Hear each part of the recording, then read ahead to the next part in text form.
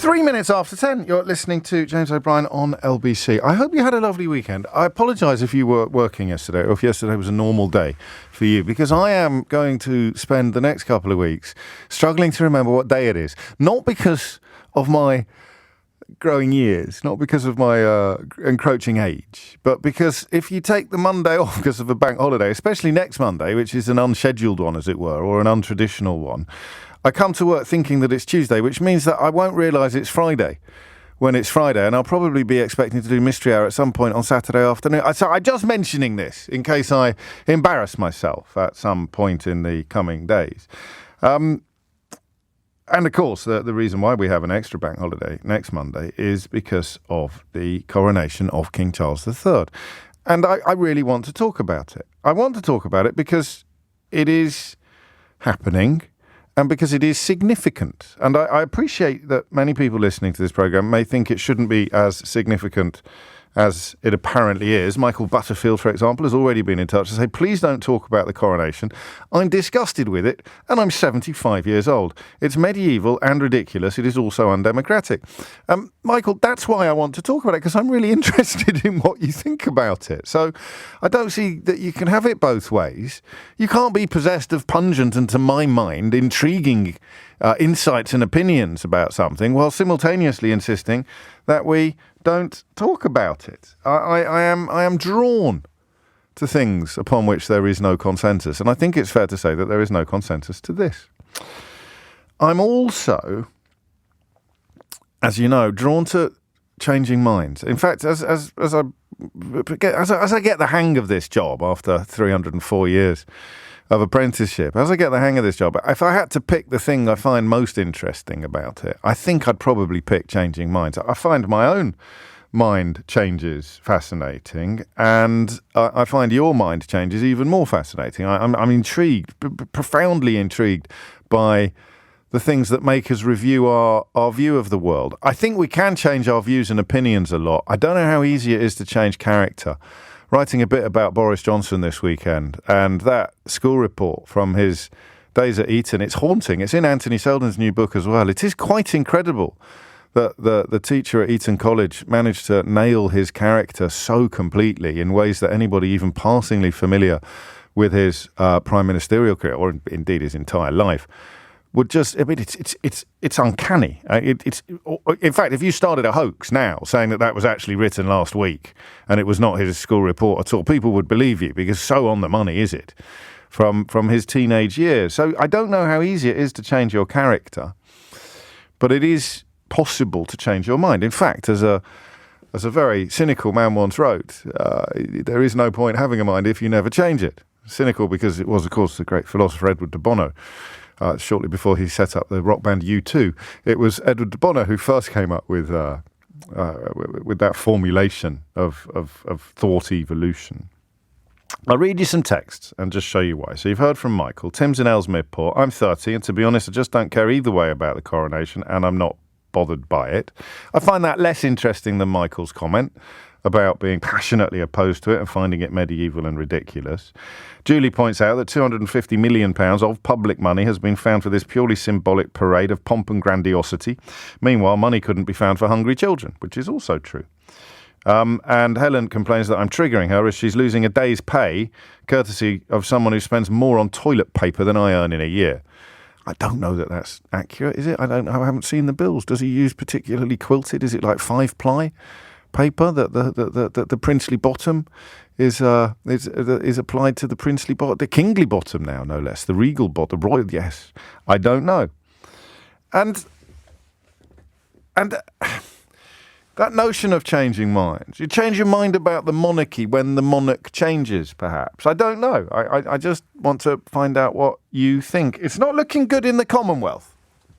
I have to tell you that if you sort of glance how the coronation preparations and indeed the continuing existence of a monarchy is now thought of in many Commonwealth countries, it makes for, I suspect, pretty grim reading in the palace. But back here, the Daily Mail has undertaken polling that shows broad support for the royal family, perhaps not as broad as it would once have been. They don't do royal opinion polls in the same way that they do political ones, so you don't get in brackets after it where they stood on the last poll.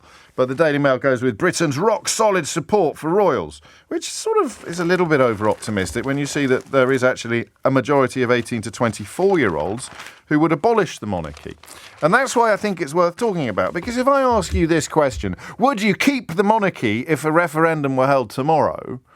I don't know that you would give me an answer that necessarily conveys much about your thoughts. For example, Tim in Ellesmere Port, who doesn't really care about it and isn't that bothered, I don't know that he would answer, I would get rid of the monarchy. Just go, yeah, whatever, just carry on as you are. If it ain't broke, don't fix it. If you ask a question of, are you struck increasingly by how strange it all is? Again, you're not necessarily going to go, I would abolish the monarchy. I would call for the monarchy to be abolished. But the sight of a man sort of wearing golden robes and getting into a jewel-encrusted carriage and wearing a hat made of diamonds, I'm a little bit surprised to find myself, what's the word I'm looking for? I'm a little surprised to find myself baffled by it, actually, because you can't be surprised by it. You knew it was coming. You're familiar with all of this pageantry, all of this pomp. And you know, if you have a sort of passing knowledge of history, English history, British history, you know about the stone of Scone. You may not have known about the anointing spoon, but I think the correct word, you have to be very careful. You can tell I went to an all-boys school. I think it's the word chrism. Is there like a sort of holy oil called chrism that is sprinkled on the... I mean, there's a lot of stuff that is a little bit or a lot of bit Game of Thrones going on at a coronation. And because the late Queen lived to such a grand old age, almost all of us knew her as a grown-up when we were kids. Or I mean, if you're of a similar age to her, you haven't had that strange feeling of watching King Charles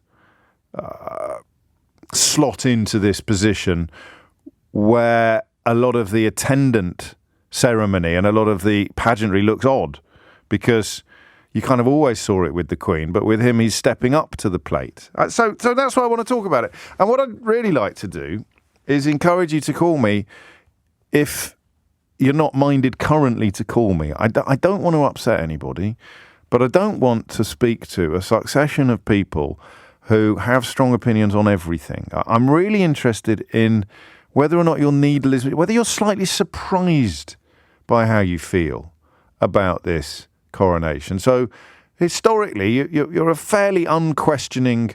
If I called you a serf, would you get offended? Yes, of course you would, so I won't do that. But let's imagine, for example, that you thought you were ambivalent about the royal family, but you're quite caught up in this. 0345 6060973. Or perhaps more likely,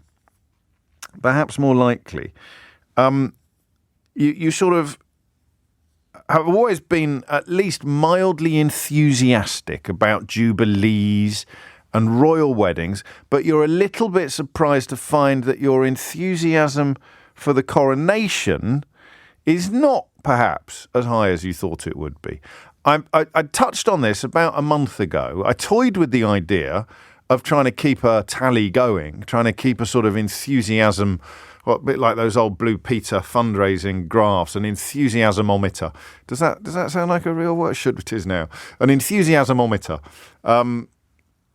And just to see whether or not it was increasing as time passed. But I didn't do that for two reasons. Number one, I always forget ideas that I have live on air about what we might do on later programmes. And number two, it was a bit of a self-fulfilling prophecy. Why would you continuing to track enthusiasm from a very low starting point? It'd be an odd way to run a radio programme. To go, here's something else you're not very interested in. Are you more interested in it today than you were yesterday? So I thought I'd give it a month to wait to see whether or not the enthusiasmometer, I am going to be saying that a lot, just to warn you, to see whether or not the enthusiasmometer had picked up pace. And I genuinely don't know. The newspapers are desperate for the enthusiasmometer to pick up pace. That doesn't mean it will. You know, the newspapers can encourage you down some very odd paths, You're supposed today, for example, to compare the possibility that Keir Starmer and Sue Gray were talking to each other when they shouldn't have been, to the array of corruption, criminality and incredible dishonesty that Boris Johnson was responsible for when he was in Downing Street. Some people will no doubt be able to accept that invitation with alacrity, but they're laughing at you while you do. If you know, the people telling you, oh, Sue Gray this, Sue Gray that, the front of the Times has got Anthony Seldon calling for Simon Case to get the bullet because so many paths of problematic paths seem to lead to his door. But the people that brought you Currygate are now trying to bring you Sue Graygate, and of course there'll be a few fool-lot tugging cap doffers out there taking up the invitation from the Daily Mail and the Sun and pretending to be cross about that. But they can't turn on enthusiasm for positive things as easily as they can turn on enthusiasm for negative things. It's a lot easier for mass market media to persuade you to hate something than it is to persuade you to love something. I don't know why. In fact, now that I've said those words out loud, I'm so psychologically fascinated by them that I'm tempted to do a topic on that later in the week. You know, imagine if all of the mass market media suddenly tried to make you feel very warm and welcoming towards refugees. How successful do you think that would be? But if they're trying to make you hate refugees and be frightened of them, then I think the success is a lot easier to establish. In fact, The Sun proves it this morning with a front page claiming that the UK is anti-woke. Britain says no to woke. Of course, they can't tell you what woke means, but they have successfully persuaded you that it is your enemy and is a threat to your way of life. So my enthusiasmometer is full of chrism, and the chrism has risen to a level that I want to track today. And there it is. So 10:14 is the time, 0345 6060 973. What are you thinking? That's all. No fisticuffs. No big scrap. You can be a Republican if you want. Apparently, we break down into 5 groups. This is quite interesting. There are committed royalists who believe that the king can unite everyone. They have an overwhelmingly positive view of all royals, past and present, except Harry and Meghan. There are mainstream monarchists who take a favourable view of all the royals and see the monarchy as a force for stability and continuity, but believe that it needs to modernise. There are neutral pragmatists who tend to want to keep the monarchy, often fearing the alternative might be worse. They see royals as an asset to the UK, but think the monarchy needs to be scaled back and modernised. And there are modern Republicans who tend to see the monarchy as divisive and tied to colonialism, which it is. They see the death of the Queen as a good moment for change, though other issues are currently more important. I think I sit somewhere between neutral pragmatist and modern Republican. And then there are angry abolitionists who show little favourability towards any royals and see the monarchy as a divisive and outdated institution with a colonialist and racist legacy. For me, I think that even a cursory commitment to equality is fairly fatally undermined by the existence of the royal family. You can't really build a society on merit. Meritocracy is largely a myth in this country, but you can't really build a society on merit when, you know, if God forbid, King Charles had fallen off his horse in his youth, we would now be making Prince Andrew king. Yeah, you see? And I'm not comfortable character assassinating King Charles. I don't know why. I'm probably turning into a bit of a snowflake in my old age. But the idea that he is the most impressive or remarkable man in the country, or even the most effective warlord, which, you know, ancestors of kings generally were, it's just not true. You know, I mean, whatever test you were to introduce, whether it was a decathlon or an IQ test or a weird version of Celebrity Mastermind, he wouldn't win any of them. I don't know whether that matters or not, but it's an odd environment in which to raise children, for example, where the greatest and most glittering prizes are reserved for people born into them. I just find that odd. It doesn't, like, keep me awake at night or make me angry, as it possibly did when I was a little bit younger, but it does surely matter.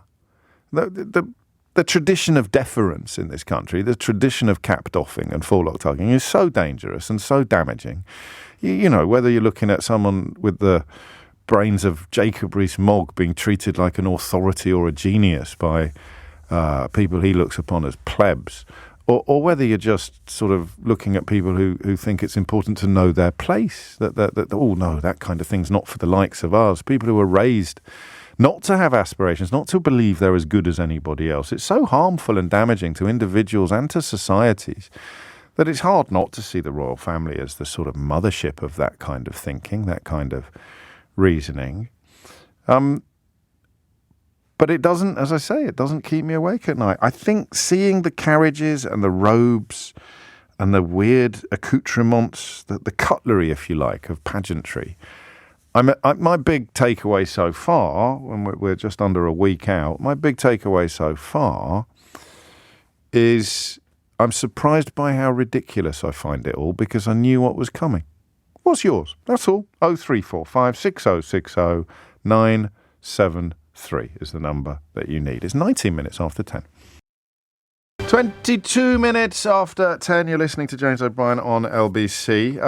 Just a quick word, because I did mention it on the overseas view, which we will talk about, possibly even today, but certainly this week. Quite a lot of negativity towards the monarchy coming from New Zealand, for example, and from other parts of the Commonwealth. The idea that it will be sustained in Charles's reign in the same way that it was in his mother's is, I think, pretty hard to justify. Anyway, let's crack on. You've had enough from me for one day. 22 after 10 is the time. Tom's in Sudbury. Tom, what do you think? Hello, James. Hello, Tom. I noticed the point where you said whether my needle has moved a bit. Yes. I think all my life I have been a little bit kind of, they're all right. It serves a purpose. It's okay. It's a head of state. It's a strange way of having a head of state. We've sort of got a breeding program for heads of state. But it sort of works and it's fine. But until I had to describe it to my kids as to what monarchy was, and they're 8 and 10. Right. Boys or girls? I really girl is 10 and boy's 8. Okay. I'll tell you why I asked that in a minute, because it was quite a weird question otherwise. Go on, carry on. Very specific. But I want to give them really good explanations, and I have to work to try and explain things to them, and by doing that, it often clarifies it to me as well. And it was just that why do we have a monarchy? What is it? Yeah. And I had to describe it by saying, well, look, about 1,000 years ago, somebody was very good at gaining power and then decided they were really special and that they deserved it by dint of God, and that everyone else should bow to them, and that everybody in their family from then onwards should be treated the same way. And I sort of got that explanation in my head and got it across, and it just suddenly it sort of hit home, this isn't right.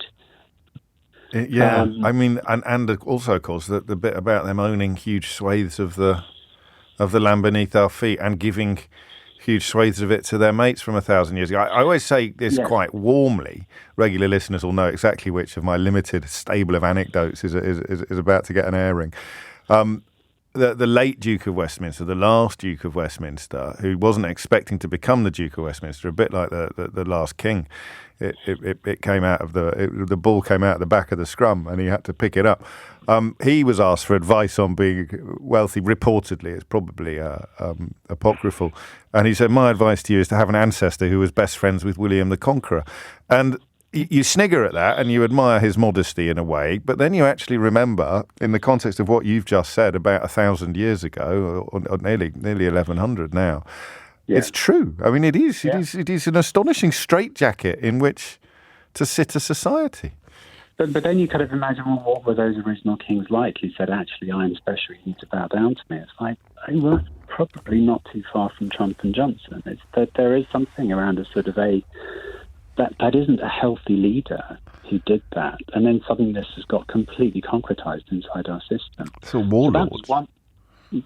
Yeah, but that was one side of it. Then the other side of it is like, well, can I justify this in terms of the benefit it brings the country? Yeah. Well, politically, it's very stable. And I saw Princess Anne was doing something yesterday talking about stability. No, sorry, constitutionally it's stable, but politically it's not, because they don't provide enough of a check and balance against the political They don't play a role at all, and when they do, they come under attack from precisely the people you'd expect to attack anybody standing up to the status quo, which is the real power brokers in this country, the media owners and the plutocrats. The reason I asked about whether your children were boys or girls was because of Disney, actually, and whether or not the daughter in particular, although quite possibly the son, has a sort of Disney-fied view of royalty, because it's put into us all from a very early age, isn't it? The princess narrative.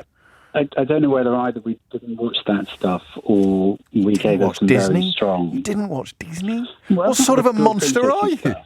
Well, she does watch Disney, but she likes some of the other ones. Well, like Jungle Book. The Book. princessy stuff had never caught her at all. And actually, the modern... That's a really good point. Because I do see her school friends who sort of all about the Queen and everything. And yes. I do. Yeah, but there it is. I mean, it is one of those things where the more you think about it, the more ridiculous it becomes. Therefore, there's quite a lot of effort put into encouraging us not to think about it. Just wave your flag and blow your trumpet or whatever it is you do. And I mean, there's no harm in that per se.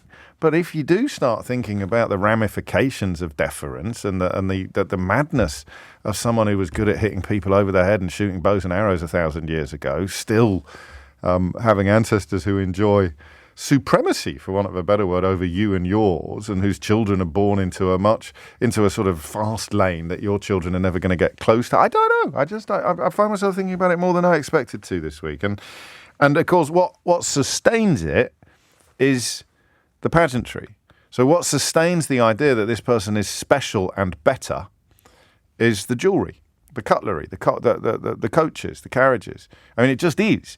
I'm fascinated to know whether that works in the modern world. It's not going to work with Tom's children. I'm not going to think too hard about whether this person is somehow inherently and intrinsically better than me because I'm hypnotised by the sparkly diamonds on his hat. That's how it happened throughout history. Even well into the 20th century and arguably into the beginning of the 21st century. The Queen had a certain status that perhaps transcended normal interactions. But for the rest of us, are we going to do that still, do you think, when it's King Charles, about whom we know an awful lot, possibly too much? I don't know. Julian's in Marlow. Julian, what would you like to say? Good morning, James. Hello, Julian. I think you summed up one point perfectly. Asking the same sort of deference or the same sort of respect as was granted the Queen is a bit too much now, because he is a known quantity. His life has been explored, whereas the Queen did manage to keep a separation while still being ever present. She was private, removed, unknown. So she judged that perfectly. But to the original question about the enthusiasm, or what was the other word you used, which I think you should coin? The enthusiasmometer. Thank you. The enthusiasm. For me, it's dropped down. Has it? Surprisingly? Sorry? Are you surprised to feel it dipping?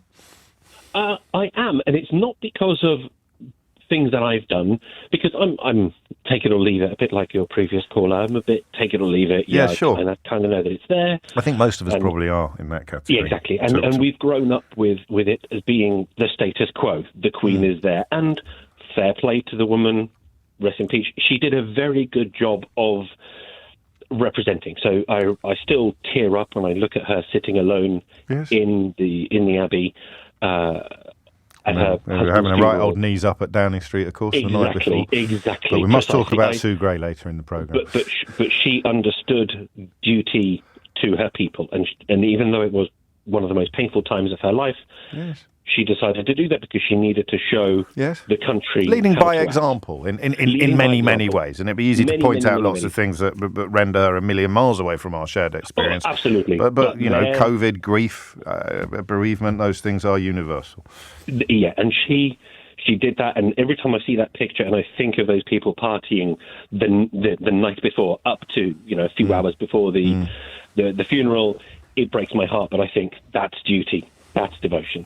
I learned of the Queen's passing whilst I was at an event in an exhibition in Amsterdam, and I learned it from my American girlfriend who was in the UK waiting to travel up to meet me in this exhibition in Amsterdam. And so I learned it from an American whilst in Amsterdam, surrounded by a bunch of Australians, because I work for an Australian technology company. And warning alert: there will be accents in an impersonation. Go on, we're short of time, but go on. I'll let you do at least one. So the feeling I got was, okay, there's going to be a transition. Fair enough. Charles is not bad. He has shown, sensitivity towards a lot of subjects which are close to my heart. Okay, decent enough. He can't fill the shoes perfectly because he wasn't king from such a young age, and he can't maintain that allure of mystery and detachment. But the overriding impression I got then, and which has now come to inform me, is that the Australia and so on, not any longer, mate. I mean, they had a lot of respect for Liz, but not for this dude. That, Why would I bend the knee for him? Why would I take the knee for him? I'm cracking on because I'm late for the news, Julian, and you're right, the accent was absolutely appalling. Thomas Watts is here now with your headlines.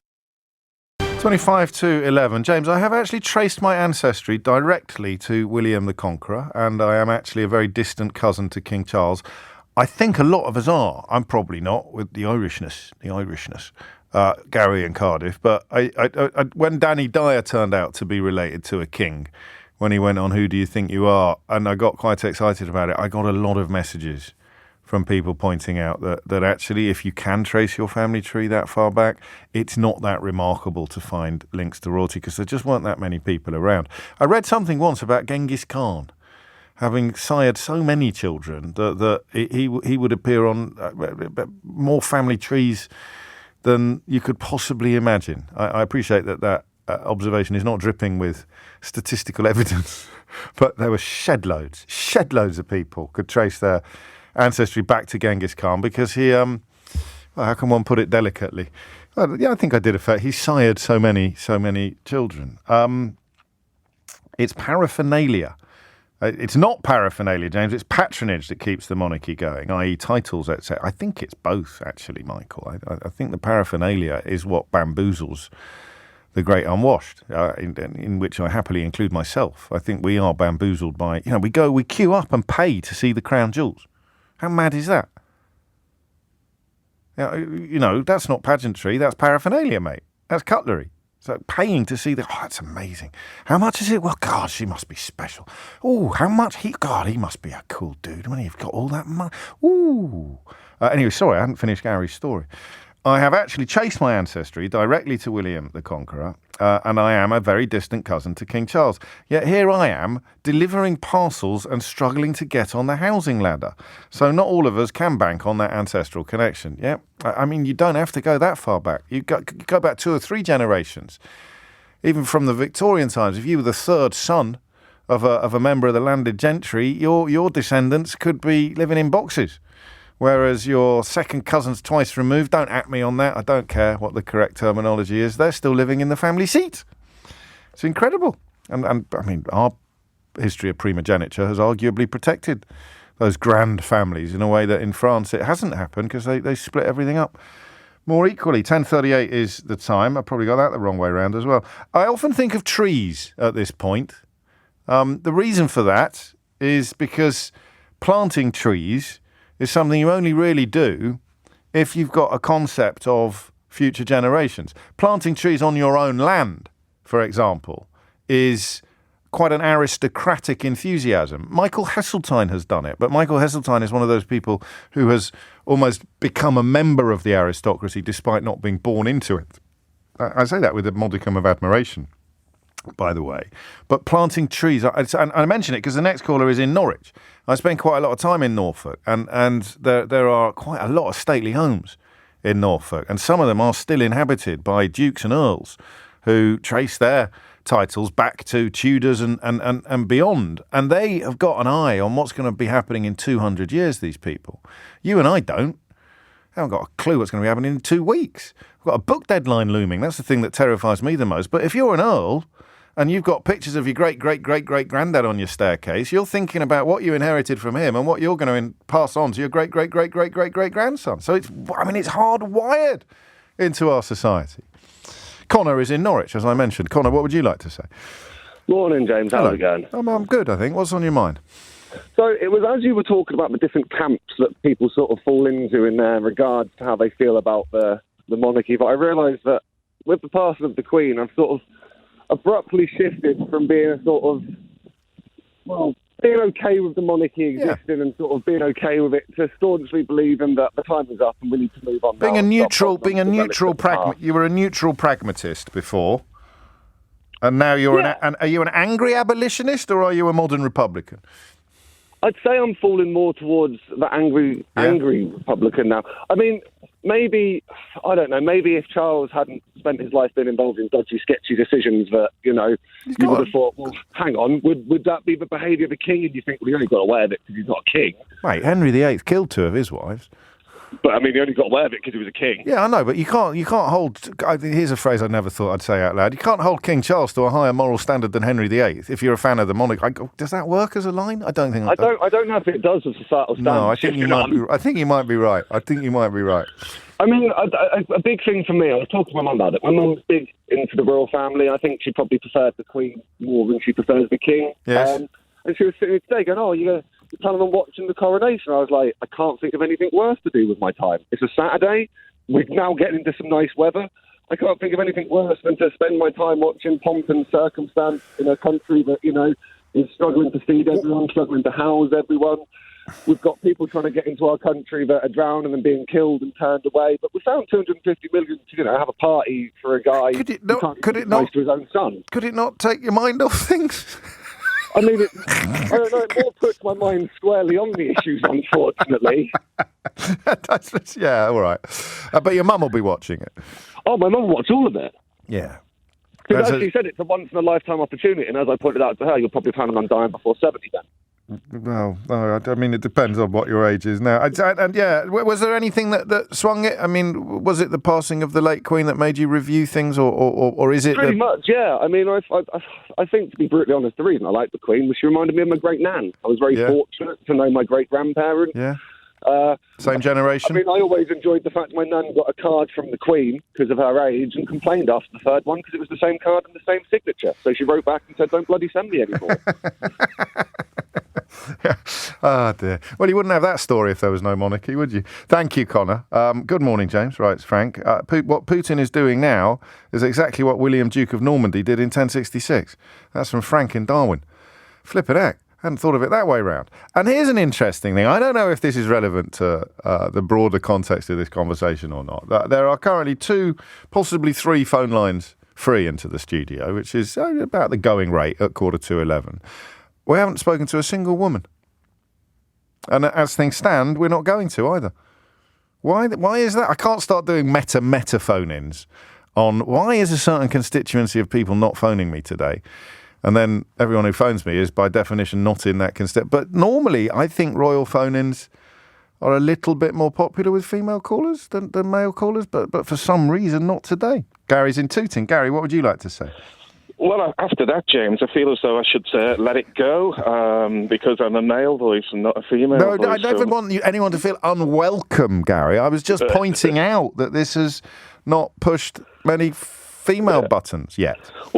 Well, I have changed my mind, James. I was once pretty much an abolitionist. Thought the whole thing was farcical and you know, cost too much and the kowtowing and everything else. And I've still got a large part of that in me, but I do now support a constitutional monarchy because I think it does one important job very well, which is take the head of state ceremonials and indeed the reflection of the kind of social consciousness or the consciousness of the nation out of the political arena and puts it into a kind of non-political or at least uncontested environment in that successions have been for a long time. There's a big difference between... obvious. Sorry, I'm talking over you. There's a big difference between non-political and uncontested. I noticed you corrected yourself there. Yeah. It's pretty political, isn't it? I mean, it's essentially a 1,000-year-old theft of huge amounts of land that has been sustained through the centuries by what Frankie Boyle describes as weak-minded sycophants who were rewarded with titles and baubles and acres. Well, I do agree, but, you know, the world's a messy place and, you know, history plays lots of parts in that. And, you know, everybody, I suspect, would have a grievance that they could look back 1,000 years or quite a lot less than that and come up with something that says, well, this is unfair and should be changed. But what we do have with an uncontested head of state is that we avoid the politicisation of that post. I mean, who would be elected? Would it be a kind of Jeremy Clarkson? Would it be a Nigel Farage? I mean, David Attenborough's too old for it. So this is a powerful argument. Well, would you need anybody? Well, we already elect prime ministers. We do, but they have a different role. And when I think back to, because I think a moment for me was when Diana died. Yes. If you recall, the kind of monarchy, the Queen, was largely absent, and there was headlines saying, you know, your nation needs you, and yes. all this kind of stuff. And Tony Blair did it.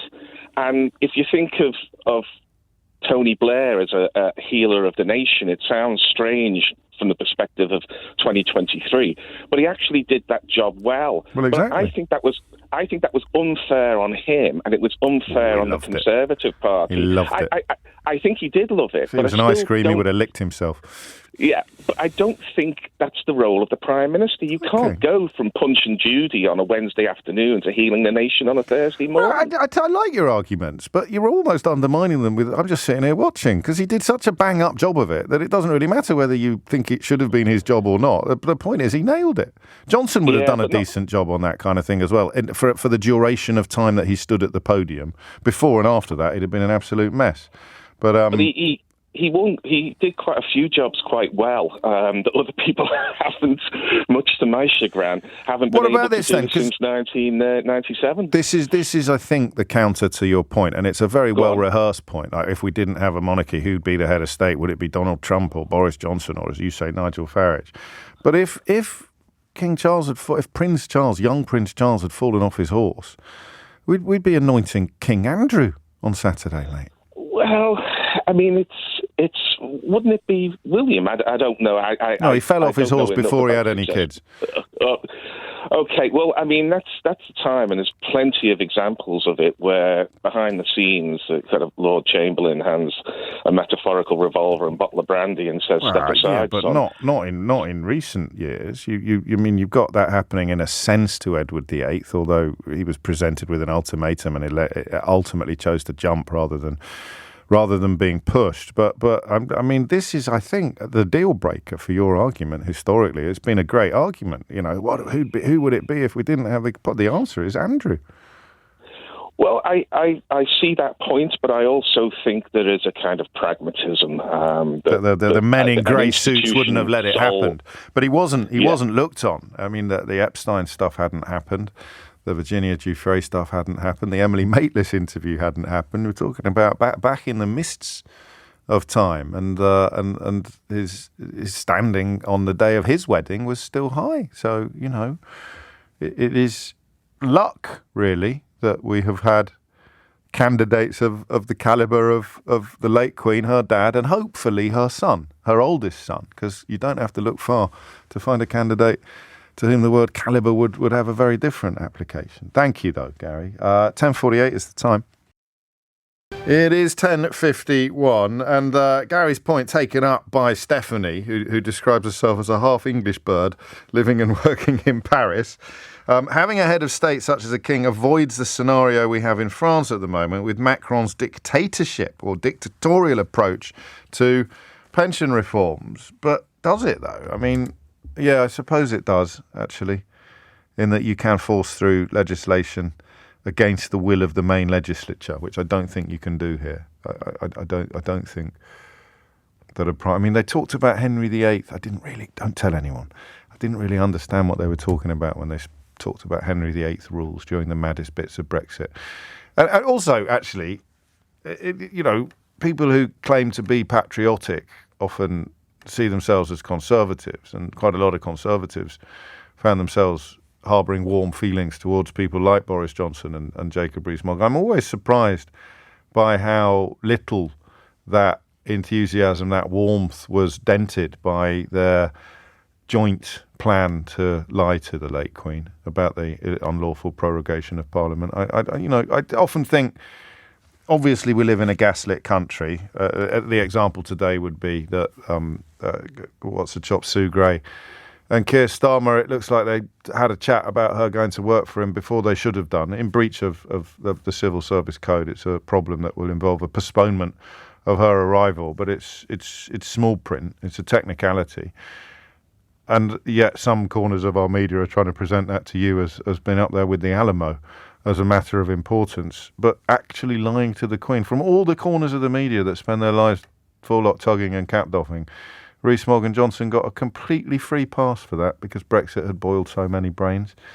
You can see, I think, that I'm struggling to get everything into the book that I'm currently writing. Every time I think of one thing, 100 others spring to mind. 10:54 is the time. Let's break the patriarchy. Let's get some female voices on the show. Jenny's in St Albans. Jenny, what would you like to say? Oh, good morning, James. Hello, Jenny. I'll try not to go into a rant here. Well, you can if you want. But, well, I probably will then. I am astonished by my feelings towards the coronation in some ways. I've always felt that there was something inherently wrong about people having a position by virtue of birth, the notion of royal blood. I think it's nonsense. But I think one was just accepting of the monarchy. When we had the Queen was always there. The Queen was part of the furniture. The pageantry seemed to work with the Queen in a way. But I find myself looking at our King and Queen and feeling a visceral rage, which just seems to come from nowhere. Yes, I look at them and I think, how very dare you? And there's a kind of incongruence between these individuals. It's partly to do with that. I think it's also partly to do with the utter state of the country at the moment. Public money being spent on this enormous, great big junket. When people are struggling to feed their families, people are struggling to heat their houses, it feels wrong. And I think what it's done for me is it's just thrown into relief the horrendous inequalities and lack of social justice in this country. I think Brexit was perhaps the catalyst.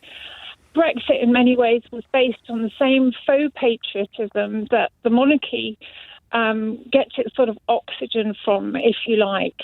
Well, let me clarify that for the benefit of people listening. I know you're clear about what you mean, but you mean, because I think that the Queen was pretty gutted by Brexit. I mean, you have to read the runes and read between the lines, and Charles has made a couple of interventions that would suggest he also understands the idiocy of it as a national policy. But you're talking about how it was won. So the priority of flags and feelings over facts and evidence, that lends itself to Brexit and the royal family very neatly, doesn't it? People who are persuaded to care more about flags and feelings than they are about facts and figures, for example, are going to be likely supporters of both Brexit and the royal family.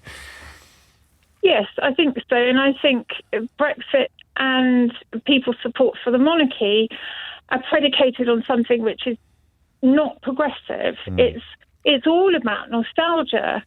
This idea of sovereignty is all about nostalgia. I actually saw Leavers talk about, well, Britannia used to rule the waves.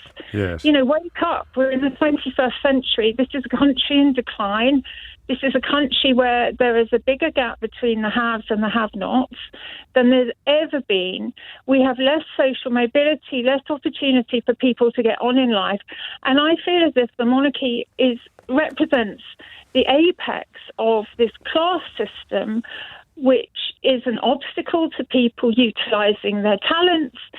It takes an awful lot away from society because people are not able to get on and to make a contribution because they're just stuck with trying to survive. And it is odd, isn't it?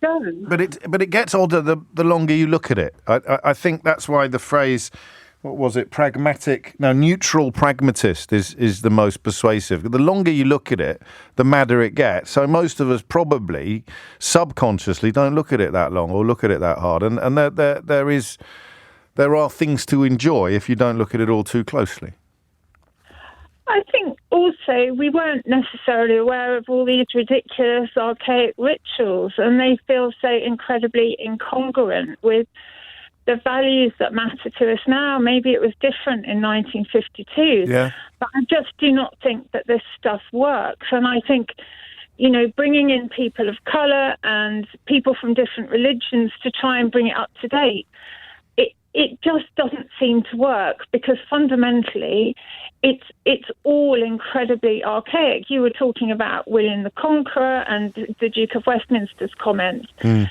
It's actually demonstrable that people in this country, if they have a name that's derived from a Norman name, are better off financially still more than 1,000 or nearly 1,000 years later than people who don't have Norman names. Oh, it is nearly 1,000. I got my sums wrong earlier. Sorry. It just goes down. Well, that was actually me doing the maths, not you. No, but you got it right. I said nearly 1,100 years, but it's actually nearly 1,000 because it'd be 2066, wouldn't it?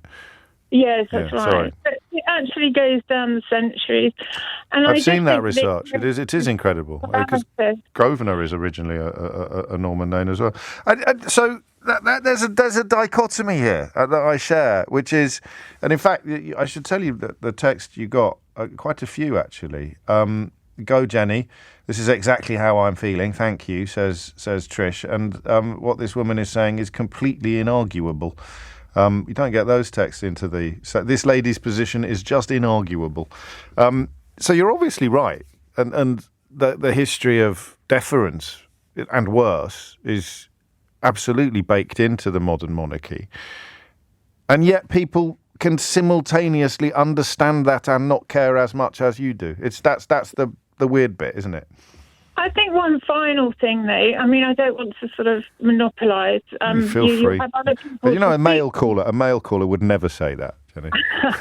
Make of that what you will. You're probably right. I think another thing that is probably relevant, or is probably the reason why I feel so angry about this, is that the institutions that we all used to rely on all feel as if they no longer work. We've seen in the last few years, it doesn't feel as if we have a benign establishment anymore. We've seen this appalling unprincipled behaviour and a decline in standards on the part of our political leaders. Even things like letting down people overseas, what's happening currently in Sudan, what happened to the way people were betrayed in Afghanistan. We used to have stature in the world and Britishness. One thing that was always associated with it was fair play, and I just don't see that anymore. And I see the monarchy as being in bed with the establishment, and I really feel so radicalised by this. I feel as if we have to tear down all these institutions. We need a grown-up written constitution. We need standards which are written down. We don't need all these ridiculous conventions and prerogatives and all this fudge that can be exploited by bad actors. Thank you, Jenny. I'm very glad you said fudge there. I had a momentary glimmer of panic because you clearly had got underway. Thank you. An awful lot of praise coming in for you on that, and it's hard to fault the reasons behind it. It is now 11:01. It's incredible that what Jenny said. The names of the Normans who conquered England nearly 1,000 years ago. Thank you to No Hostages for sending me this. It comes from the Daily Mail as well, although it obviously is a report from of academic research. Surnames such as Baskerville, Darcy, Mandeville and Montgomery are still overrepresented at Oxbridge and also among elite occupations such as medicine, law and politics. It's LSE research. It goes on. What is surprising is that between 1800 and 2011, there have been substantial institutional changes in England, but no gain in rates of social mobility for society as a whole. The study comes at a time of widespread concern about social mobility. It's incredible, really. Now, here's an interesting thing. Much of the blame, this is for the absence of social mobility, has been pinned on the education system. Right-wingers say the abolition of the grammar schools cut off the way up for working-class children. I think that right-wingers do say that, but it's an argument of such boneheaded absurdity that I don't think we need to detain ourselves with it for much longer. Because the same right-wingers would be the ones that say, well, if you want your children to have a better education, work harder, get a better job so you can pay school fees. So these arguments always apply to others. They never apply to themselves. I think we're going to talk about private education rather than tuition fees, because that conversation about the royal family and about the 1,000-year-old families, this sort of history of patronage in this country being a huge obstacle to equality, to social mobility, it plays completely, doesn't it, into the conversation that you would have about private education. Labour's planned VAT levy on private school fees is an ideologically inspired assault on aspiration that will do nothing to improve the state system. Tony Crossland, who was among Labour's foremost theorists and was Education Secretary under Harold Wilson, wrote that private schools were the strongest remaining bastion of class privilege. And when I went to public school in the 1980s, I kind of agreed. You can imagine the kind of schoolboy I was. The politics teachers loved me because I'd do the debates about why we should abolish the school that I was at, and I kind of meant it. When my dad, I'll give you full disclosure on where I sit on this issue. I sit in a place of hypocrisy. Well, I don't want the whole hour to be about me, but I don't know if it is hypocrisy. I'm comfortable calling it hypocrisy, but I may be being a little bit hard on myself. So when my dad died in 2012, and I fully understood the role that sending me to private school had made in his life, and the scale, I don't want to use the word sacrifice because we're living in a country full of food banks and warm banks, but the choices that mum and dad made to give me that kind of education had never really resonated or properly registered with me before. And the reason it did is because he couldn't afford it. I only really realised that after we lost him. He couldn't afford it. And by an incredibly cruel twist of fate, he got made redundant by the Daily Telegraph in my final year at public school. So, the earning power that just about allowed him to send me to the school that he sent me to deserted him at the moment when he would have been able to not spend a significant chunk of his income on sending me to those sort of schools. So, listen, I can't change the way I was raised.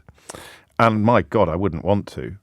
I was raised very much with the idea that you actually do pursue equality by providing your children with the advantages that had previously only been available to their betters, the people born richer. You're as good as anybody's son. And I'm going to send you to their schools to prove it. So I can get quite dewy-eyed and romantic about private education. I privately educate my children, as I've told you, on several occasions, because if I didn't, my dad would haunt me. It's that simple. If I've got the money and I can provide them with the finest education money can buy, then I will do it. But I see fairly clearly Tony Crossland's point as well. Have I told you my Tony Crossland story? Oh, it's an absolute killer. My first or second shift on the gossip column at the Daily Express, and a new book had been published in which it was revealed that Tony Crossland had a gay affair at Cambridge University in the 1930s. And the boss of the gossip column, on my second day there, told me to ring his widow and ask her if she knew. Can you imagine what that did? To me, I absolutely. I said, "You want me to do what?" And remember, I was measuring suits. I was doing inside legs at the time. This was my final chance to get a foot in the door of Fleet Street. I said, "You want me to do what?" Yeah, I want just give her a ring. She's a writer, Susan Crossland. Give her a ring and ask her if she knew her husband. Her dead husband had a gay affair at Cambridge in the 30s. I think, well, what if she didn't know? So I did. You know what I did?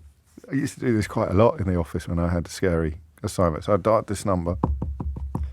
Beep, beep, beep. The time at the third stroke will be 2:00, 17 minutes and 7 seconds. Beep. So I said, there's no reply. So he said, well, ring her back, leave a message. So there was no answer phone. It just rang out. It said, well, I just keep trying this afternoon. I'm going out for lunch. So I'm sitting, I think, what the hell am I going to do? I'm going to have to ring her at some point. So I rang the actual number. She answered the phone. I said, hello, Mrs. Crossland, it's James O'Brien here on the William Hickey column at the Daily Express. I've just had, I'm terribly sorry to bother you. I've just had sight of a new book by blah-de-blah. And Tony is in it. Tony, your late husband, is in it. Did you know, I wondered, about his friendship with Bilbo Baggins. Did you know about his friendship with Bilbo Baggins at Cambridge in the 1930s? And thank my lucky stars. She said, I think it was rather more than a friendship, James. What does the book say? And I said, so you did know. Oh, and she went, you poor boy. Who on earth made you make this phone call? So I gave her the name of my boss, like in a nice way. It was like she was, and then I'm sitting there writing up the story. She gave me a couple of quotes about it, and she'd known all about it, obviously. And the editor of the whole paper wanders over. I'd never even met before. I said, remember, this is like my first, second, third shift on the whole. And the editor of the whole paper comes over and just goes, which one of you just rang Susan Cross? And I thought, oh, crikey, that's it then. That's it. Back to measuring inside legs tomorrow. She's obviously phoned up the editor to complain. And I said, put my little hand. I said, everyone pointed at me. I said, that was me. He goes, who are you? I said, James O'Brien, pleased to meet you. I don't think I called him sir, but pleased to meet you. He's the editor of the whole paper. God, I was such a child. He's the editor of the whole paper. And she goes, well, I just thought I'd come over and tell you that Susan's an old friend of mine. She's just rung me, and she wanted to congratulate you on the sensitivity and the charm with which you handled what was clearly a very difficult assignment. Oh, God, thank you very much. Yes. Oh, yes, thank you. Thank you. And then it made the next day's newspaper, and something shifted that. I don't know what it was, but anyway, I got more. I didn't go back to measuring inside legs after that. So I digress slightly. Sorry, it's a good story that though, isn't it? I mean, it's literally about the person who the Times quote today in their attack upon Labour's planned VAT levy on private school fees. The point they're missing, really, and deliberately missing, is that private schools are going to have to pay VAT, or parents sending their children to private schools are going to have to pay VAT. They're not calling for the abolition of them. And that's a crucial point, isn't it? That's an absolutely crucial point. But, and I don't expect anyone to get their small violins out at this point, the fees are now proportionally, exponentially higher than they used to be. It would have been absolutely beyond the reach of my parents, for example, if I was 13 now, to send me to the school that they sent me to. It would have eaten up. Well, not only did Daily Telegraph journalists earn considerably less in relative terms than they did in the 1980s, the school fees are now considerably more in relative terms than they were in the 1980s. And that's why I think this is an interesting conversation. So, are private schools as big an obstacle to social mobility as the royal family? Or are they on the same page? 0345 6060 973. And then the second question is a bit more of an old-fashioned phone-in. Should parents like me pay VAT? 0345 6060 973. I mean, listen, I kind of think it's indefensible. I kind of think we have to, really, because of the attendant issues with regard to social mobility and other already fairly obvious points, one of which Sue picks up here. The only way you can justify private education is if it's affordable to a majority of the people. Only then is it an argument about choice. It's a choice of how you spend your money on your child. Otherwise, that argument is invalid. I don't disagree. The problem is this, right? I will vote for a party that makes me pay more tax, but I'm not going to pay tax voluntarily. I will vote for a party that makes me pay VAT on school fees, but I'm not going to write a cheque and send it to you in the absence of an actual policy that does that. And I would support the abolition of private education in this country, but I'm not going to deny my children the advantages it bestows for as long as I can afford it. I'm supremely comfortable with that, but it is a bit hypocritical, isn't it? And it's a little bit unfair. But why should I let your children have the unfair advantage while denying it to mine? That's the personal angle on it. The macro angle, the meta angle is, what do we think about... And also, remember, even if you're never going to send your children to private school in a million years, is the VAT levy coming in on private school fees under a Labour government, is that something that is politically salient to you? Is it something that you actually, if you were scorecarding policies, is this one that makes you go, yeah, I like that actually, even though it's not directly relevant to me in any way, shape or form? That is a policy that I like, because it could be the politics of envy, couldn't it? 0345 6060 973 is the number that you need.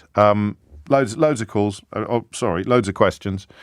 Plenty of phone lines. Hit the numbers now, you will get through. What do we think about the policy, the VAT levy? What do we think about the obstacle, the problems that private education create for social mobility? 0345 60 60973. And what do we think about the reality of our own lives, your life and mine? It's 11:17. It is 21 minutes after 11. So if you really unpicked my position on this subject, you'd probably end up with the argument that because I went to private school and I didn't come from the kind of background that normally saw children go to private school, I am actually a bastion of social mobility.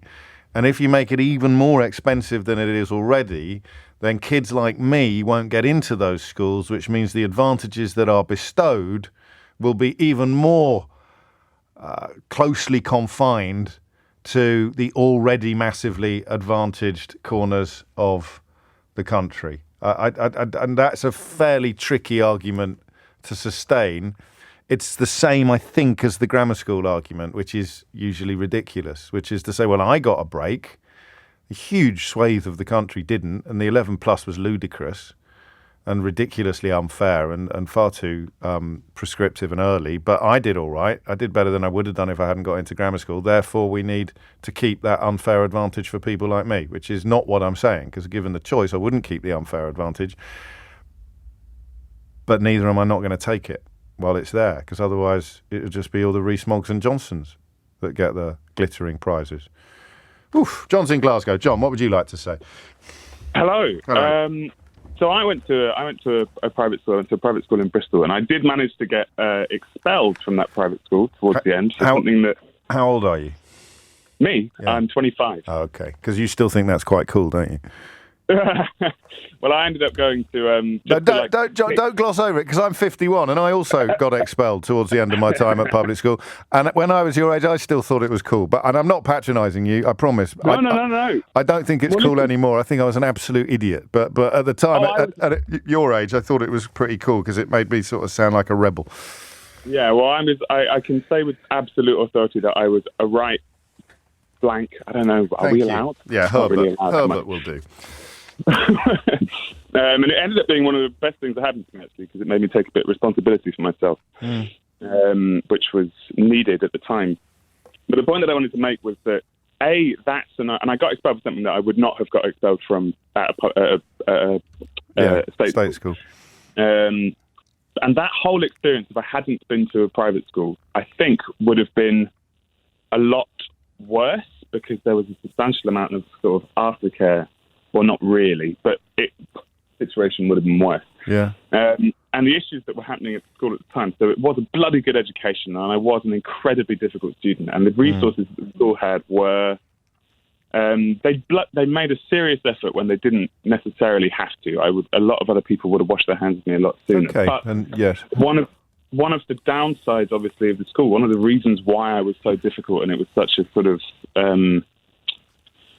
problematic institution to be a part of, was because one of the downsides, and you saying that you get your kids private schooled, I imagine you have quite a keen eye on those sort of creeping influences that can come with these prestigious establishments, which is that sense of entitlement. There was a lot of racism, there was a lot of sexism and elitism within the school, and as much as charging VAT on school fees is great, there is and I do support the policy. There is that risk. It goes, but look, we're not going to get lots of working class people. Are you sure? Well, that's it, anyway. though. Because are you sure you support the policy when you actually think about it? Because it would exclude the kind of kids who perhaps would be less entitled, and I mean, albeit that we all turn into chameleons at school anyway, and try to fit in. It would make them less, if not less ethnically diverse necessarily, although it would probably do that. It would make them less socially diverse as well, and yet they'd still exist. So I think there's an intellectual argument for saying that I'm in favour of abolition, but not in favour of making them more expensive. Does that make sense? That does make sense, but I would quite firmly disagree, because the situation that we have in terms of the taxation of private school fees is a hangover from that sort of like oh, we're going to give a couple of pounds to the old alma mater sort of situation. Yeah, and the idea that private schools are charities and not businesses. There were kids at the school who were declined bursaries when they bloody well deserved it because the headmaster turned around and said, look, I have to be honest with you, this is a business and I can't just hand out freebies. And it's like, well... But there would have been some bursaries in place, and I think it is the existence of bursaries and scholarships that afford the charitable status. I haven't looked into the weeds of Labour's proposal, but they would have to somehow negotiate that idea, that historical tradition. John, thank you. I'm cracking on because a surprising number of people want to talk about this. Well, I say surprising. This is nice from Craig. At the risk of going all Rawlsian, it was Daniel Chandler's book, of course, that we were talking about a couple of weeks ago, drawing on the work of John Rawls, the philosopher. The existence of the private school system denies true equality of opportunity. Any measure which undermines it is very welcome. See, this is the bridge that I'm currently fighting on, and Craig's just smacked me around the head with his mace, because you're going to have even fewer people going to these schools that bestow enormous advantage. Then the monopoly upon enormous advantage becomes ever more narrowed. But I don't know how successful an argument that is against the whole practice. I genuinely don't. I reckon I can make it. I reckon I could possibly win it. But it doesn't necessarily mean I'd be right. John, thank you. Lawrence is in Chorley Wood. Lawrence, what would you like to say? Hi, James. Hello, Lawrence. Well, I've listened to what you've had to say, and I heard what you said about your father putting you through the private school system and being made redundant, etc. And in a way, I had a very similar experience. I failed my 11 plus, went to a secondary modern that very quickly became a comprehensive. My wife also went to the same school. We had 2 kids. I've always been a pretty entrepreneurial guy and sort of did quite well in life. But we decided to put our kids through private school. And at one time, my business collapsed. And I said to my wife then, and my son was probably 13 and my daughter was about 15. I said, well, the first thing we do, we take the kids out of school. And my wife said, no, the last thing we do is take the kids out of school. Gosh. And, we soldiered on through. My dad would have been the same as you. Yeah, I got myself on my feet pretty quickly. Sure. And the point is that today my son is a partner in a top 40 accountancy firm. My daughter is a child psychologist. And that is all down to their education. And as for VAT on school fees, that is ridiculous because, speaking from my own experience, I wasn't a burden on the state for education. I took my kids into the private system, and therefore... Yeah, but that's it in a nutshell, Lawrence. Is speaking from your own experience, the suggestion that it should cost more is absurd. But what about the possibly millions of people in this country that would be accountants in top 40 firms if they'd had the education your son had? How can that possibly be fair? It's not fair, but life isn't fair. But the job of, you could argue, governments is to make it a bit fairer. You could argue that, but the reality I is... would argue that, actually. I think, But the reality is that you're not being realistic because, why did I succeed in my life? Because I'm entrepreneurial, because except for the bit where you didn't. Yeah, you're right. But then again, I jumped back on the horse and did something else. And does that make you more valuable than a soldier or a nurse? Makes me no more valuable than anyone else. And then because you chose, well, it is because you're talking about the money that you made. You chose a path where wealth accumulation was prioritized over fairness or altruism or other things.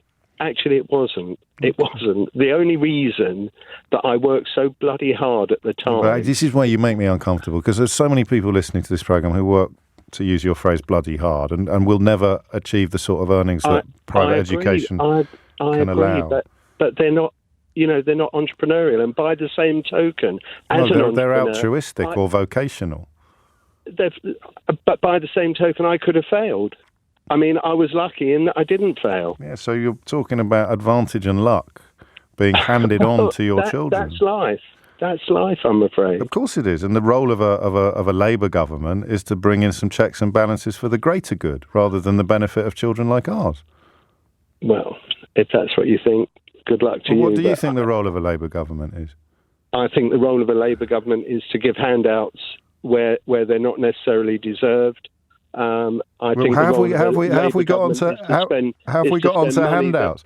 Okay, here's the thing. Because I am more successful than you, I can afford to pay the VAT, so your children can just go swing. I'm not saying that. I am. I'm not saying that. I'm more successful than you. I can pay the VAT without. I can pay it easily. So it's just tough luck on your children. It's because I work harder than you. So what you think? No, I work harder than you. That's all.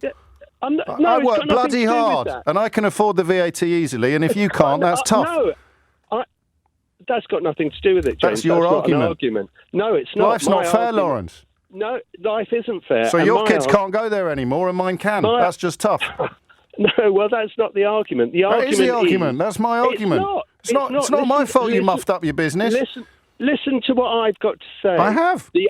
No, you haven't. I have.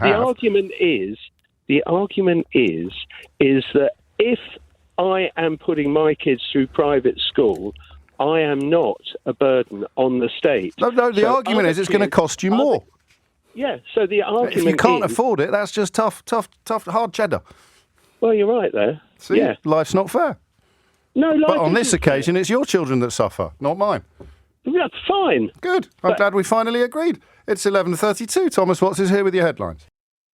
11:36 is the time. I always worry that people turn on halfway through a call or something like that and they think I was actually saying to the last chap that I am considerably richer than you. I'm probably not, to be honest. But there is something problematic in the idea of objecting to school fees for private education going up, while also justifying the existence of private education by saying that life's not fair. So I shouldn't really need to explain that.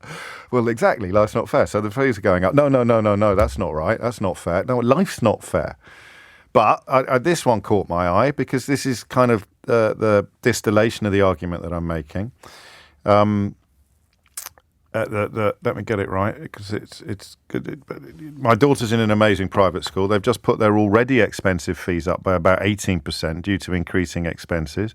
My son was due to start there, but we actually can't afford it now, so he will stay in a state school. If VAT is added, I'd have to consider taking her out as well. So that's another child going into the state system, potentially two that might otherwise have been in private education, and that does add to the burden on the state. This is true. Starmer's crunched the numbers, but every kid that has to leave private school because that extra increase, that 20% uptick in what the fees cost, will have to find a place in a state school, for which their parents currently pay, by the way, by dint of income tax. So it's not black and white, and in fact it's such a grey area that I'm pretty close to arguing that I'm in favour of the abolition of private schools, but I'm not in favour of the increase in VAT, even though I'm good for it.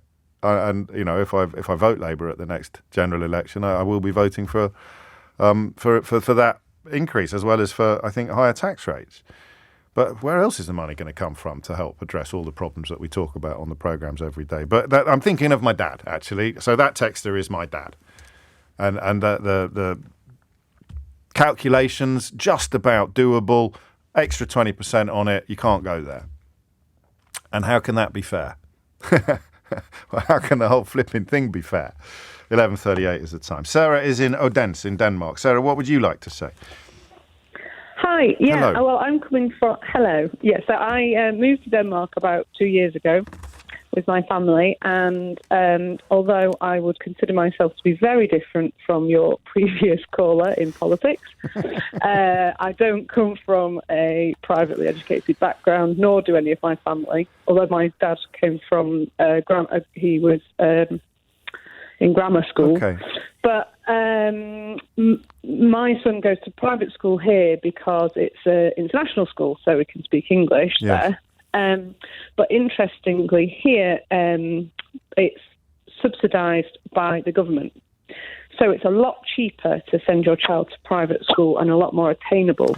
And it is a lot more of an equal society here than it is in the UK. I know a bit about Denmark, and it is, and it often appears at the top of the charts of these sort of comparators. So is it like a voucher then? That if you don't... No,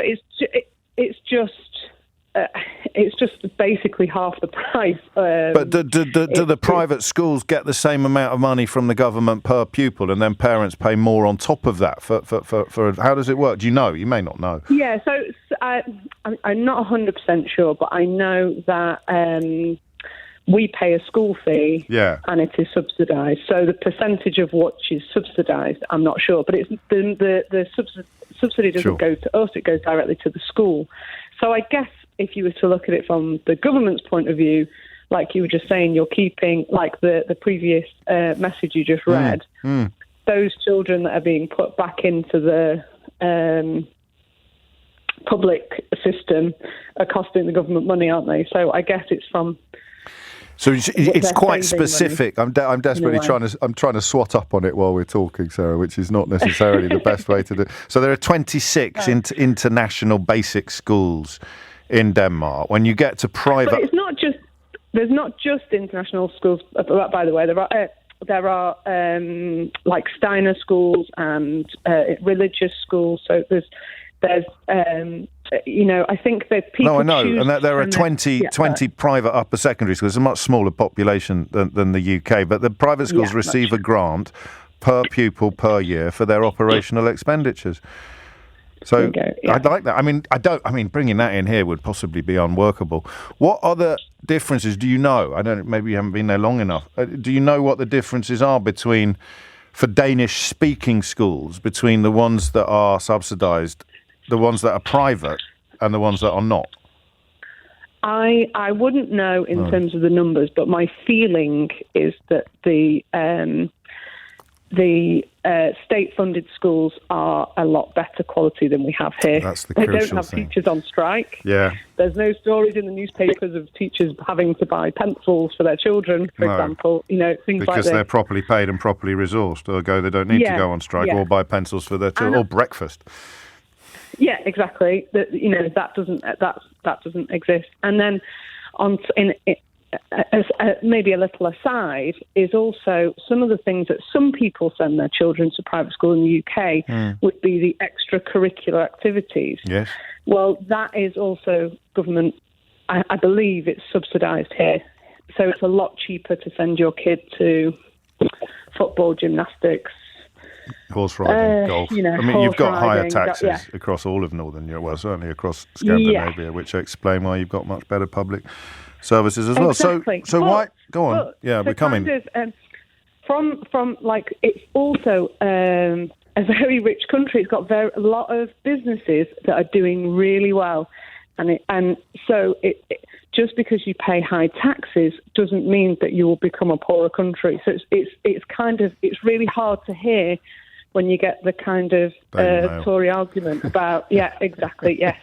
Because I just want to scream, but Denmark. Well, why does that lead you to... so you're not talking necessarily about Keir Starmer's VAT proposal. You're talking about a root and branch reformation of the whole education system. Yeah. But in the absence of that root and branch reformation of the whole education system, are you for or against making private schools in this country, in the United Kingdom, even more expensive than they are already? Against. Are you? I'm not for private schools. That's not in my policy. I'm not generally an advocate of them. However, I am a fan of choice. Yeah. And I would like to see a choice where you can send your children to private school, but you can also have better quality state-funded schools. That's the root of it. So you almost like a distraction. You squeeze them out of existence, really, by making the advantages. I always think of private healthcare in the 80s, when you didn't get necessarily better healthcare, but you might have got a private room and a room service menu and Sky TV on the ward, but you didn't get better health care, and you couldn't jump waiting. I mean, I know you could, but just if it's accoutrements that you're paying for rather than basic services, then it's a different philosophical and political proposition entirely. Can Danish kids go to the international schools? Because in Switzerland, I don't think they can. Yes, they can. They can. And they do. And they pay. Yeah. And their parents pay. Yeah. And actually, my son's school is part of a Danish school, so it's half. It's got a Danish section and an international section. They play together in the break time, and so.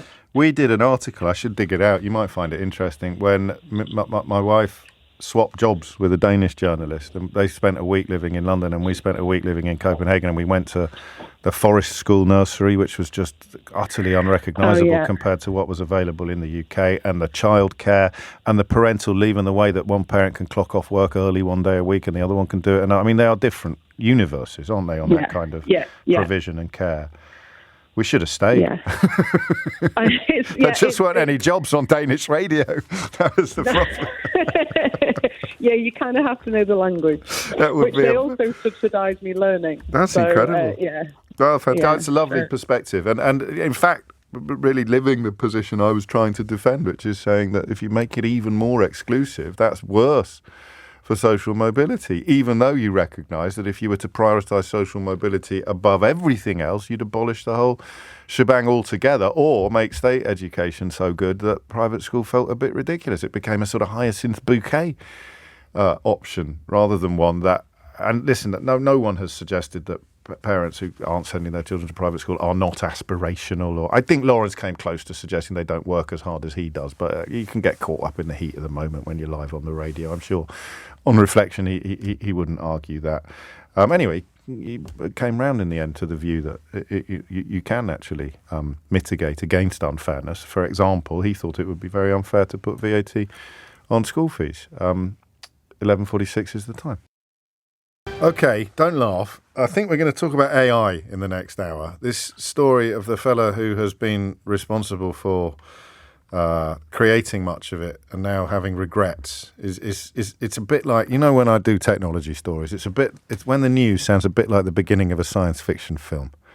That's when I find it very hard to resist the temptation to do a technology story. And you sort of think, there was one recently, wasn't there, about something had disappeared, like some plutonium had disappeared. Do you remember? It turned up the next day. I can't remember whether I told you. I hope you haven't been worrying ever since. Some plutonium disappeared and everyone's just thinking of Marty McFly.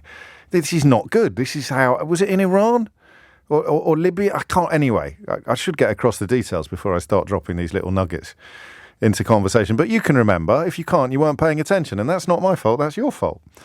So we did that, didn't we? So how big a deal is it? So AI now, when one of the architects of something technological comes out and goes, oh dear, I'm not sure I should have done that. It all goes a bit Oppenheimer, doesn't it? So I am going to have a crack at how scared should we be of AI. Because my default position on nascent moral panics is to tell everyone just to keep calm and carry on. Video didn't kill the radio star. I'm still here. Therefore, a lot of fears of... we did need a Badoom Tish there, I think. A lot of fears of technological advancement turn out to be unfounded. Or we work to mitigate them. The Millennium Bug is a wonderful example of something that stupid people say, oh, well, that never happened, did it? The reason why the Millennium Bug didn't cause untold disruption is because so many people worked so hard for so long to ensure that it didn't.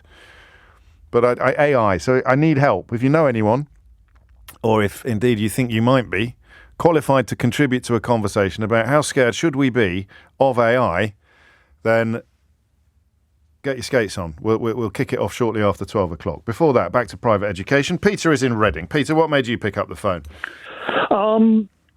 Mainly because people who want to discuss this type of subject generally have an investment in it, and therefore that clouds their view, of course. Yes, this is true. Go the other way. My daughter is scholastically quite gifted, which goes against Darwinistic principles. Are you sure? Maybe you're just a late developer.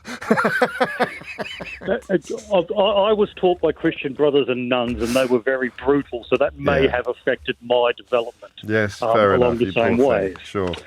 So, but with our financial situation, it's very, very difficult to get my daughter into the education she probably deserves. Okay. So we are hoping very much, we're exploring bursary ideas and so forth. With that in mind, I am angrily opposed to these large financial institutions being called charities. Yeah. I understand just why it came about and how it came about and all that sort of thing. But I don't think comparing the lower schools and some ridiculously hardworking teachers and some head teachers losing their mental health over keeping their schools going, I don't think there is a fair comparison there. I would happily pay extra. And, it may be going into some serious debt, family working together because this is an opportunity that I think should happen. Right. But they are not charities. They should not have charity status. Well, there's a lot of people making a very, very good living working for these charities. Well, there are a lot of charities out there that are not getting the same money. Yeah, but there are a lot of charities that have got chief execs on £100,000 a year plus. I'm not suggesting there's anything wrong with that. I'm just reminding you that you can have a profitable charity doing lots and lots of good work. And I think it's fair to say that if your daughter did get a bursary, she would be a recipient of charity from an organisation that you don't think should be a charity. I don't claim to make sense all the time. I have strong feelings on these things. And I also... You're defusing every... You're very good. You're clearly... This is you're where right. I can put it up because, I do have skin in this game. I went to fee-paying schools in Australia. Yeah. In a very different era, at a very different time, and they are a very different institution. Yeah. So I can see different angles. Strongly both sides of it, but it still doesn't change my basic. So here's the thing. I think here's the settlement. You can have a profitable educational organisation that is compelled by law to provide spaces via scholarship and bursary, and it doesn't need to be a charity to do that. Well, I tend to think that some of these places are doing their bursaries and scholarships to keep their charity status. Yeah, maybe. If it's a business, it's a business. That's okay. I don't have a problem with that. And I probably will end up, like your father, selling a kidney, who saw an opportunity. Yeah. Well, that's it. I'm probably going to have to, be really nice to my in-laws for the rest of my life. Oh, God. But we've all got crosses to bear. If that's the cross, that's it. But yeah, sure. If a business is a business, if it's a capitalist system, it's a capitalist system. I don't think... And it's selling unfair advantage. I mean, we have to be honest about this. You as a dad have to be honest about this. I as a dad have to be honest about this. My dad was crystal clear about that. It's selling unfair advantage. But why the hell should our children be denied it if... by being nice to our in-laws, we can somehow breach the citadel and we can somehow... And a lot of it is the fact that she will learn as much there, or at potentially her current school. Sure. But she won't have those contacts. No, that's a big part of it as well. And she's exploring opportunity. She's exploring her own ways of bursarizing. But yeah, really. Or it's just the doors. It's the number of doors in front of you, and some doors are invisible unless you were lucky enough to have the golden ticket, and that's what it is. It is a golden. So your position is more defensible than others, perhaps including mine, because you can appreciate the impact of making it even more expensive. That is an obstacle to social mobility. That narrows the recipients of the advantage. But it's for you, it's a philosophical objection to the notion of charity in this case. Yes. Very much. Oh, no, I might nick that. Oh, go for it, mate. No problem there at all. Thank you very much. That's where do I send the cheque? It's 11:57. Thank you, Peter. Chris is in Nottingham. Probably the last word on this. Chris, what do you reckon? So I'm good morning, James. Hello. I'm in support of the policy. Right. But I would like to see it tweaked slightly. I'd like to see a system where, say, a third of places in private schools were offered to children from all backgrounds via an exam that could be that is open to everyone, and then that proportion of students could then receive. So they'd be subsidised by the paying students. Yeah, a means tested. But how do you stop? I mean, help them out. What about all the kids who could afford to pay but whose parents quite fancy the idea of not paying and therefore load them up on private tuition, get them huge advantages in the examination process and bag the places that, in our glorious universe, were supposed to be reserved for children from disadvantaged backgrounds? Not something I considered. You did say means testing, actually. You did say means testing, to be fair. Means testing for means tested but financially. Yeah, no, sure. So you would have some criteria which you had to come under. From someone from the lowest, a lower. So you're just family, combining private schools. You're combining private schools with grammar schools under a roof rather than just under a system, really, aren't you? Yeah, I think so. With an 11 plus type scenario, and if you pass it, you just unfortunately you then import all the problems with grammar schools. But if I was a beneficiary of a grammar school rather than a beneficiary of a private school, I'm pretty clear that I would have spent years arguing that they were great because they were great for me, but they were not good for the general good. I don't know you can make the same arguments about this. Does the quality of teaching in state schools improve when you make the costs of private schools higher? I don't know that anyone can answer that question, and I think you would need to before you could offer up full-throated support for Keir Starmer's policy. So I shall leave my support half-throated in that case. It's coming up to 12 noon. AI, artificial intelligence, how scared should we be? 3 minutes after 12 is the time. You're listening to James O'Brien on LBC, where the conversation turns now to matters technological. I make no apology at all for being inexorably drawn to tales of technology when there are headlines that sound a little bit like the beginning of a science fiction film or a disaster movie. What are the other ones? Like everyone's been given a free device. Everyone's really excited because they've all been given. That's like something out of Doctor Who, isn't it? Or you download a new app on your phone and it turns out that it can hypnotise the entire population. Or that tale a couple of months ago about some enriched uranium going missing. I may have got the details of that slightly wrong in retrospect, but everything's all right now. They found it. It's down the back of a sofa, apparently. And this story today, and I know that my tone is probably already too flippant for the subject matter, but we are human beings and we haven't survived for thousands of years by being scared of our own shadows. Actually, that's probably not true. There is an evolutionary benefit probably from being scared of your own shadow. It's why you jump when you're taken by surprise, because it could be a threat, it could be a predator, and by jumping you activate the fight or flight response, and it means you're ready to fight or flee.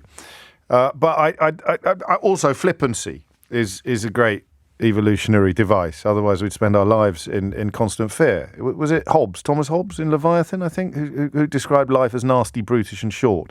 If you were focusing all the time on how nasty, brutish and short life is, you would be denying yourself many of its great pleasures.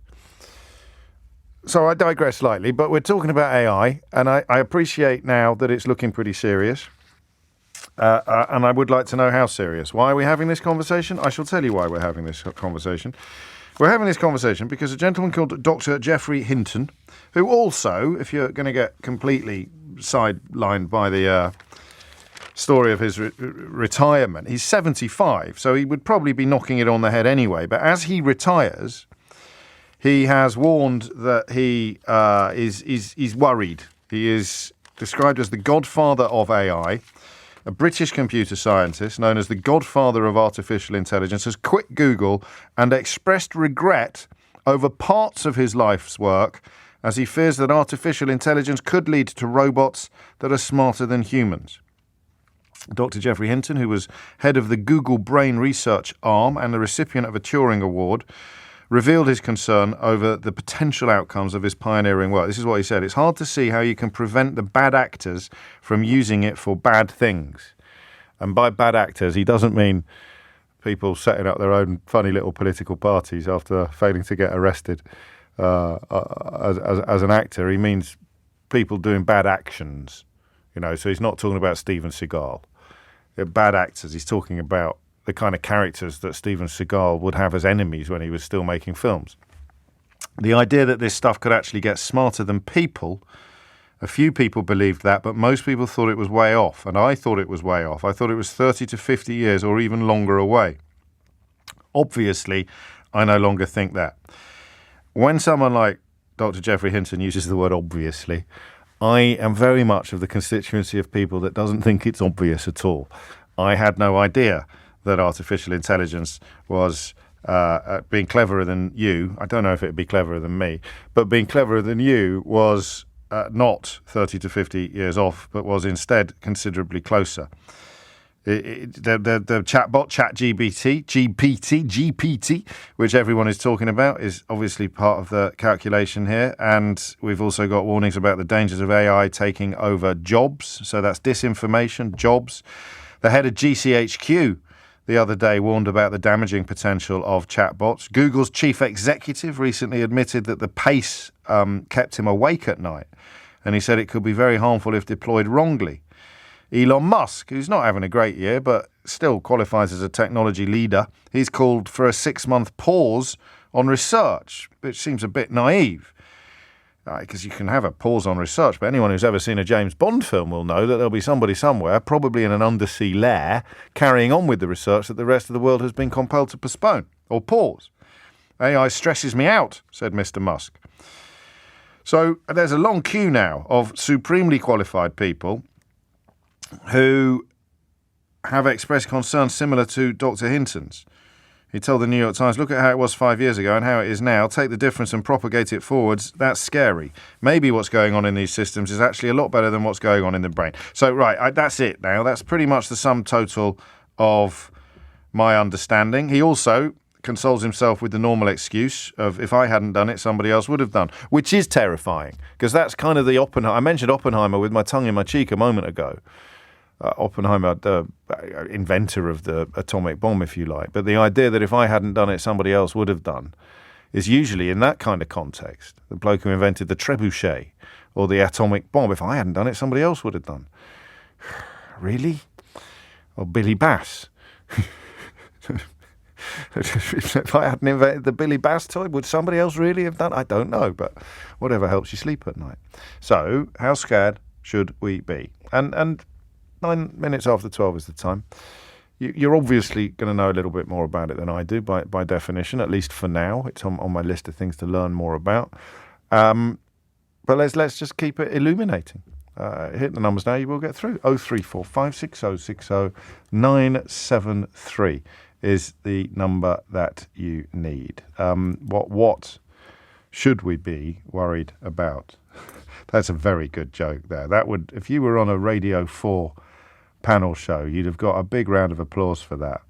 When I said, was it Hobbes? I said quite pompously, was it Hobbes who described life as nasty, brutish and short? Francois very quickly replied saying, no, Hobbes was talking about Marc Francois. It's not Francois who said that. I just read the text wrong. I spoilt the joke completely, didn't I? Shall I start again? No, I'm going to start again because it's an unsigned text. Imagine coming up with a joke that good and not wanting to claim the credit. So when I said, was it Hobbes who wrote that life was nasty, brutish and short? This anonymous texter immediately responded saying, no, Hobbes was talking about Marc Francois. That's a brilliant joke, which I should have just passed off as my own instead of embarking on this clumsy attempt to give the credit to somebody who couldn't even be bothered to sign the text in the first place. It's probably a chatbot. Jamie's in Colchester. Jamie, what can you tell me? Hey, James, nice to speak to you. Likewise. Yeah, so I help run a marketing agency. We build websites and that sort of thing. Yeah. We have started using ChatGPT quite heavily in the last 6 or so months. Okay. To write content for a lot of the websites and to do blog articles, things like that. Now, this is all work that we used to outsource to freelance writers and different services like that. We've obviously saved a whole heap of money by not doing that now, which is obviously going to affect someone down the line because ultimately that's someone's livelihood that isn't being paid out, by our contribution anymore. So that's something that I think that is worrying for people. I don't know that this is what Dr. Watsits is talking about because but it's something I would worry about. I mean, he seems small level. I mean, I don't know about the big picture stuff like he's talking about. No, I want the small level. I want the entry level stuff as well. The man on the street type of impact is more like that. So what are they writing? What are the bots writing for you specifically? So it could be anything. It could be anything from articles about the top 5 tips on summer decoration on your home or stuff like that. You could write little blog articles like that to. And how close to and how much editing do you have to do of it when it's there's 2 versions of ChatGPT. So there's ChatGPT 3.5, which was the original one. Yeah. And now they've released ChatGPT 4. Right. And the difference is astounding. Really? The difference, yeah. Like that basically the ChatGPT 4 tested and that sort of thing. It could pass the American bar to be a lawyer.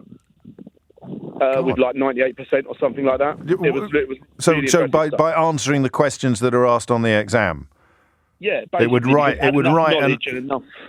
So how do you enough phrase? eloquency to do it. If you were phrasing a marketing document for this program, what would you type into ChatGPT? So it's very specific on how you have to phrase questions. If you just type in write an article for me, it'll be pretty rubbish. Right. But the more specific and detailed you are in the asking of the question, the better response you'll get. And obviously, using it more and more, I've got better and better. Our guys have got better and better at using it and getting a better result out of it. And what used to need, proofreading, editing, changing, that sort of thing, now only needs a couple of changes in the fact that it Americanizes some of the letters, some of the writing, and then you can just put it up there. And it's I mean, some of the articles are genuinely impressively well written. That is scary, actually. Yeah, and it makes such a difference. And like I say, from the point of view that we used to spend, a couple of £1,000 a month on outsourcing articles, we now no longer have to do that, which is a massive help for us. So, like I was saying to your researcher, I think that the key to it is to move with the times and become an expert in AI and an agency that uses AI, or someone that knows how to utilise AI for the best game. Of course. And then you'll be an important part of that, rather than letting it pass by and then you get left behind, and ultimately you're the one that. Well, that's the video killed the radio star argument, isn't it? Exactly. So you will need people, even if horses are going out of fashion, you will need people who can drive and fix cars. So don't worry about the blacksmiths. Yeah, exactly. So you need to move with the time and sort of adapt to it and embrace it. Otherwise, it will. I personally think it will leave you behind. And then you begin to wonder about the ramifications that Dr. Hinton is worried about, that Geoffrey Hinton is worried about, and you get a glimpse of what these machines could do if they were charged with considerably more complex and potentially apocalyptic missions. Thank you, Jamie. I mean, you're not going to look that gift horse in the mouth, are you? It's a bit tough on your suppliers, but if you can get it for next to nothing, if not nothing, then you're gonna do it. They couldn't do. I'm just gonna have a quiet conversation with Keith. They couldn't present radio shows, could they? Do you think they could? I mean, they could present radio shows, but they'd be very formulaic. It'd be all about, I don't know, parking tickets and immigrants, wouldn't it? You wouldn't have these sort of flights of fancy and these whimsical anecdotes that people love so much. Well, not yet, anyway. But you could probably program one to do whimsical anecdotes. Could I get it to write my book? Just talk among yourselves for a minute. 18 minutes after 12 is the time. I mean, this is, again, I'm not qualified to know. I've got no reason to doubt the provenance of this contribution or the sincerity of it. I don't think anyone's yanking my chain, but I don't really know what all the words mean.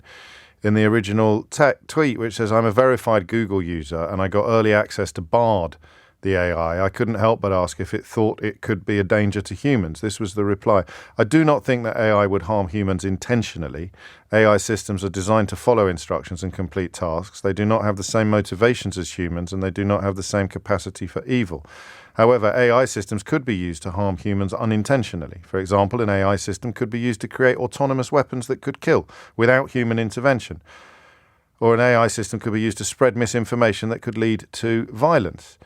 Well, you've got Fox News for that, haven't you? But I take your point. Intentional harm. AI systems could be used to harm people intentionally. For example, an AI system, we've got that loss of jobs.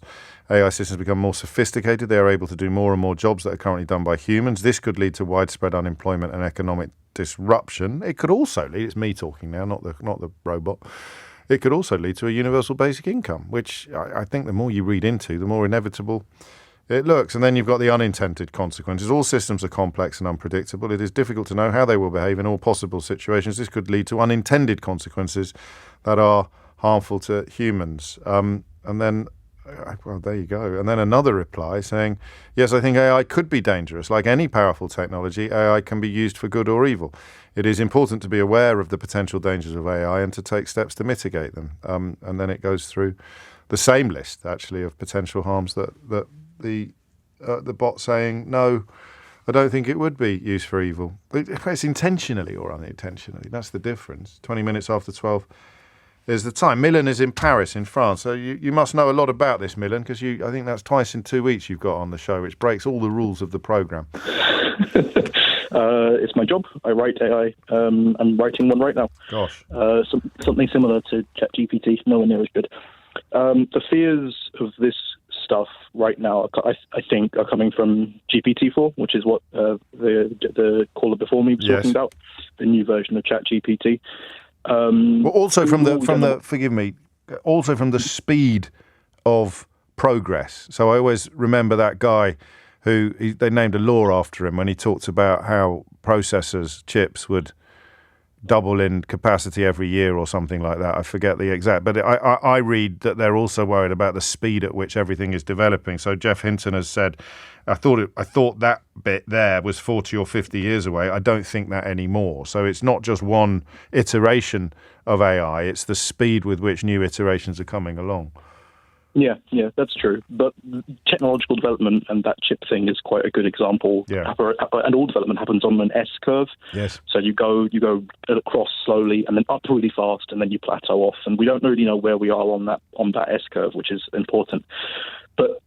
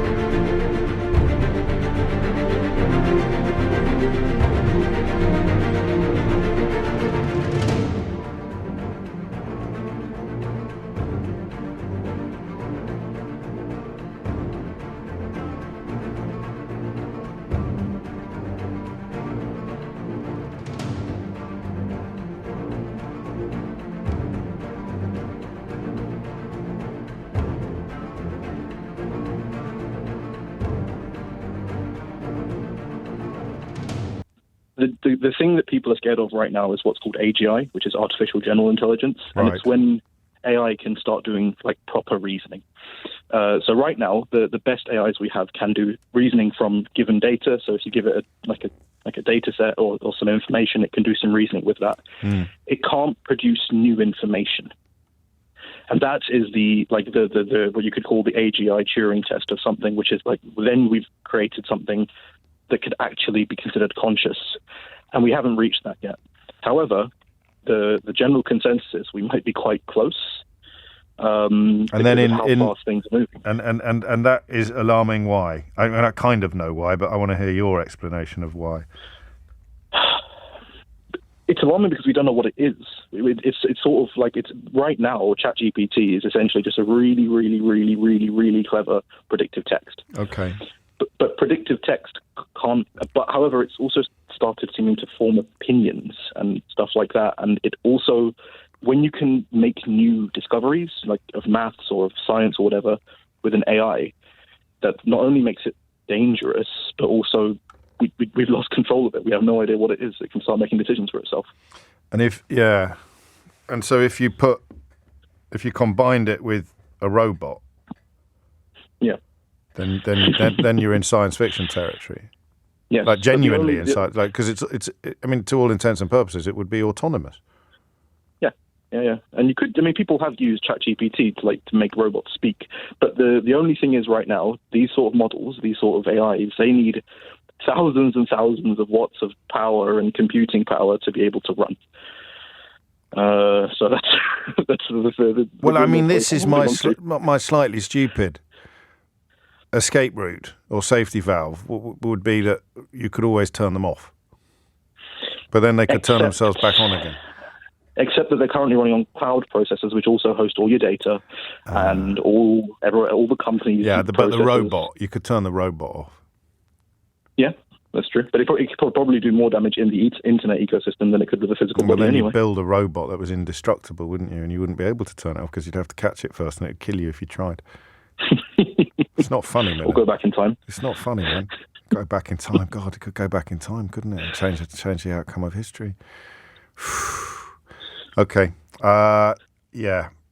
Why did you say you're working on something that's not as good as something that already exists? Oh, because the thing that already exists is it's expensive to use, so I'm making it cheap and making one that I can use. Oh, okay, cool. You're very clever. Yeah. Let me know how you go on. There's one more thing. Yes. Steven Seagal is still acting in movies. They're just terrible. No one knows about them. Thank you for clearing that up.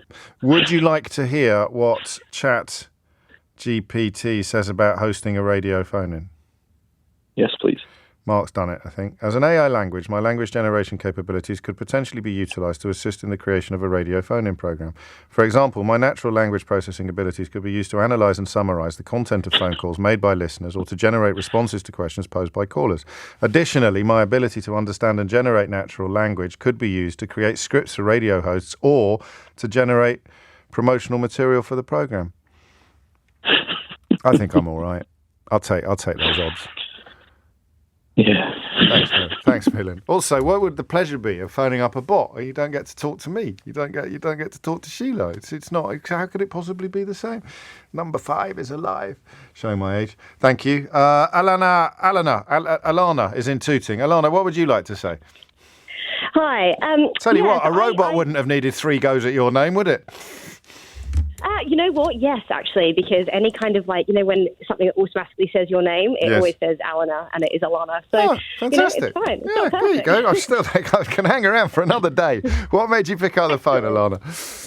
So I work for an AI company as well, similar to your previous callers. I think AI is incredible, and I think what your last caller said about most of the concern being from something like GPT, I absolutely agree. AI is really, really amazing at doing really specific things, but it needs really clear boundaries to do them. If you've ever used kind of GPT extensively, it's great for stuff like formatting emails and writing first drafts of stuff, but it does need so much checking because it hallucinates and gives you ridiculous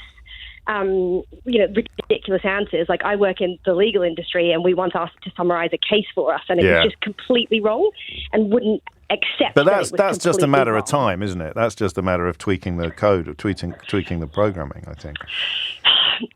I think probably yes and no. I think it's always going to need really clear parameters, and I think there is so much stuff that it's just never going to be able to do. It's really good at anything objective. So part of what we do is read documents for lawyers, right? And so it's really good where you're asking it this objective question, is this something yes or no?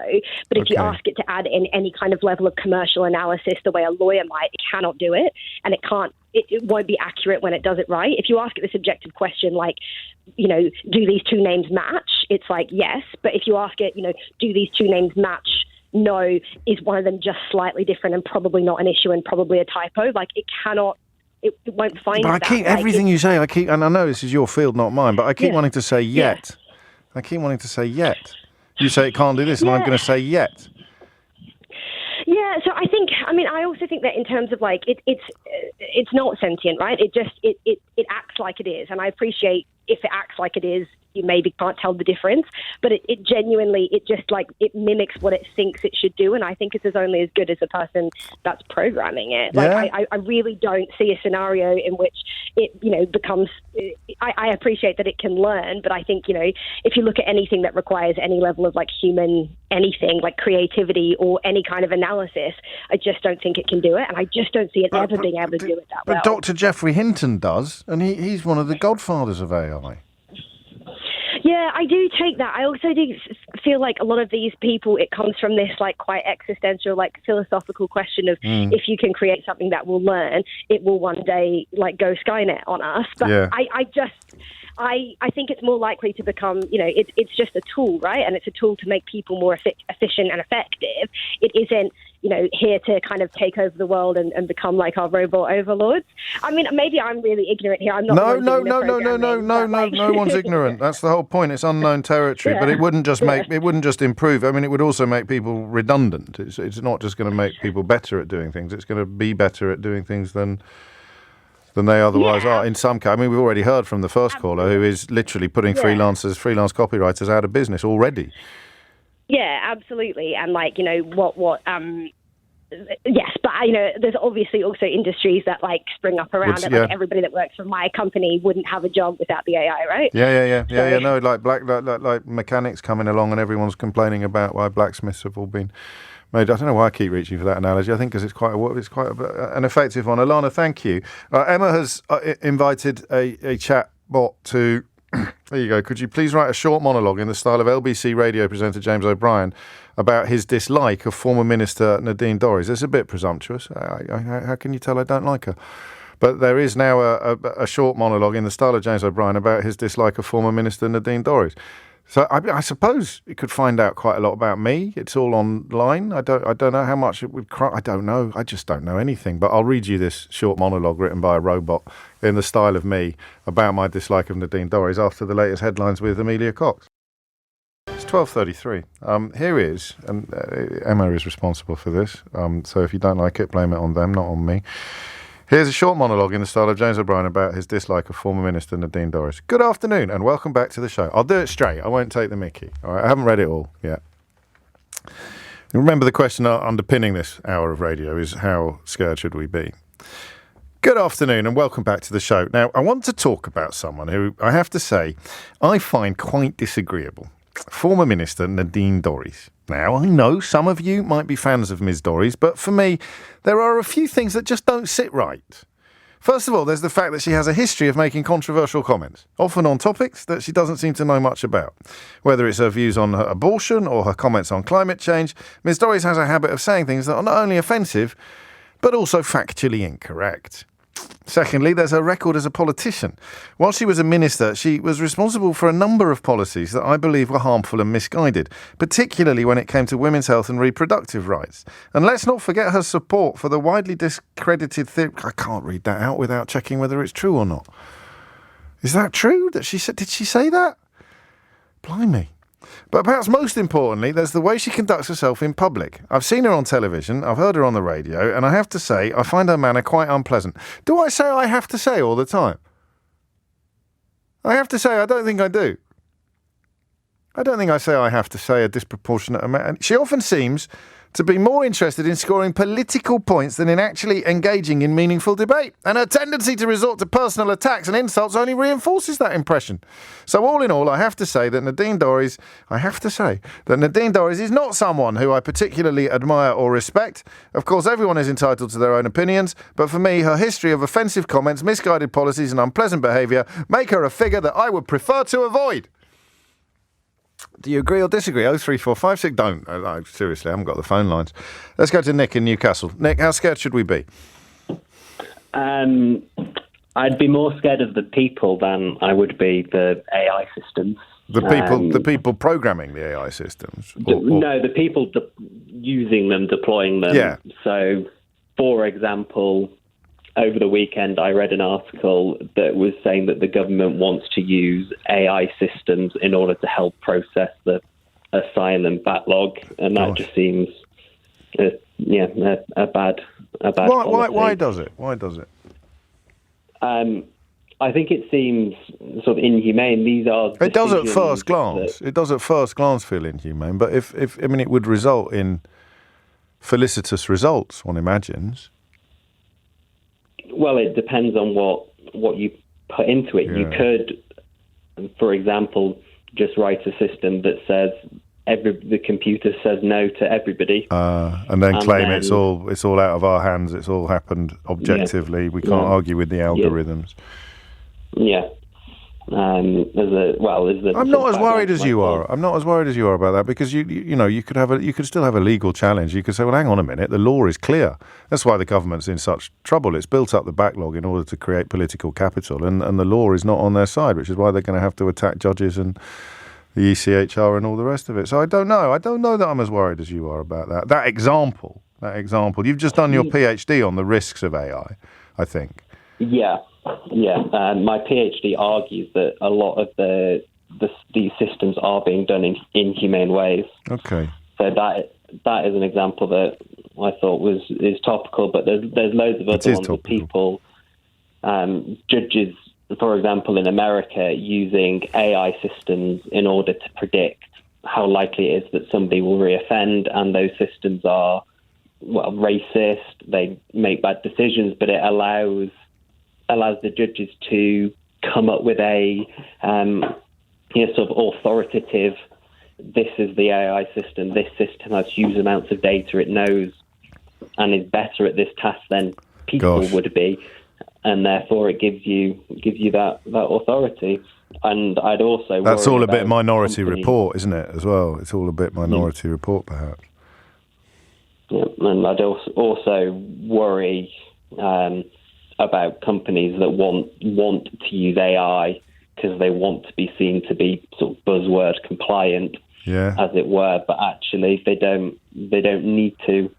In particular. This is some serious food for thought there, because it's corporate America in particular, the state corporation symbiosis in America would be all over ideas like that, wouldn't they? You've got, you have to have a certain number of people in prison in order to make sure that the corporation running the prison remains profitable. All of these uncomfortable calculations currently made by humans, you could take them out of humans' hands and things would almost certainly get worse, not better, because of how the algorithm was programmed to proceed. If you this is going to sound a bit childish given that you've just done a PhD on it, but in for a penny, in for a pound. If this was that Leonardo DiCaprio film, Don't Look Up, and you were him, you were the scientist appearing on the news, trying to make humanity take notice, what would you say? Sorry, that's so unfair. Well, I think like that film, you should point your fingers at the politicians, not necessarily what particular deep learning system you decide to use. That's interesting. I think this is this is something that politics needs to focus on quickly and come up with rules and define what is the acceptable level of societal risk that we would be prepared to take. So if you had an AI system that made that decision about asylum applications, how many applications that are incorrect would you be happy to accept in order to do it? And I think these decisions aren't being explicitly talked about. And that's at the moment. why Musk is calling for a pause, probably, so that that side of things can catch up with what the technology has already done. I think that would be the reason for it. I think Elon Musk is causing for a pause because his technology that his companies are using is behind what others are, if I'm being completely honest. But yes, well, it wouldn't be too shocking, would it, if that were the case? And this headline here, how do you respond to this headline, which is deliberately provocative? Godfather of AI quits over killer robot fears. Well, I think it's provocative because I subscribe to the theory that there will be an off switch somewhere. At the very least, these things need power, and you can always power off or take a battery out if you needed to. And I think the other point is, it'd be more scared of the human. Yeah, I'm taking that away from this conversation. Like, as with everything else, it's.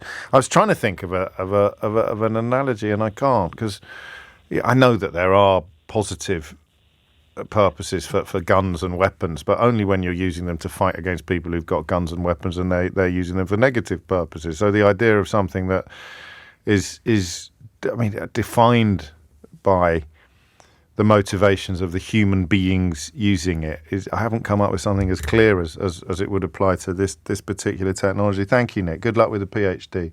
12:42 is the time. Petro's in Edinburgh. Petro, what would you like to say? Hey, James. Yeah, so I suppose in a sense I'll be adding to the previous caller's point. Yeah. That my personal belief is that the question is more about people than it is about tech. And but mostly based on a book that I was reading by Mo Gaudat, who was the old Google X, the sort of research division of Google, the chief, essentially.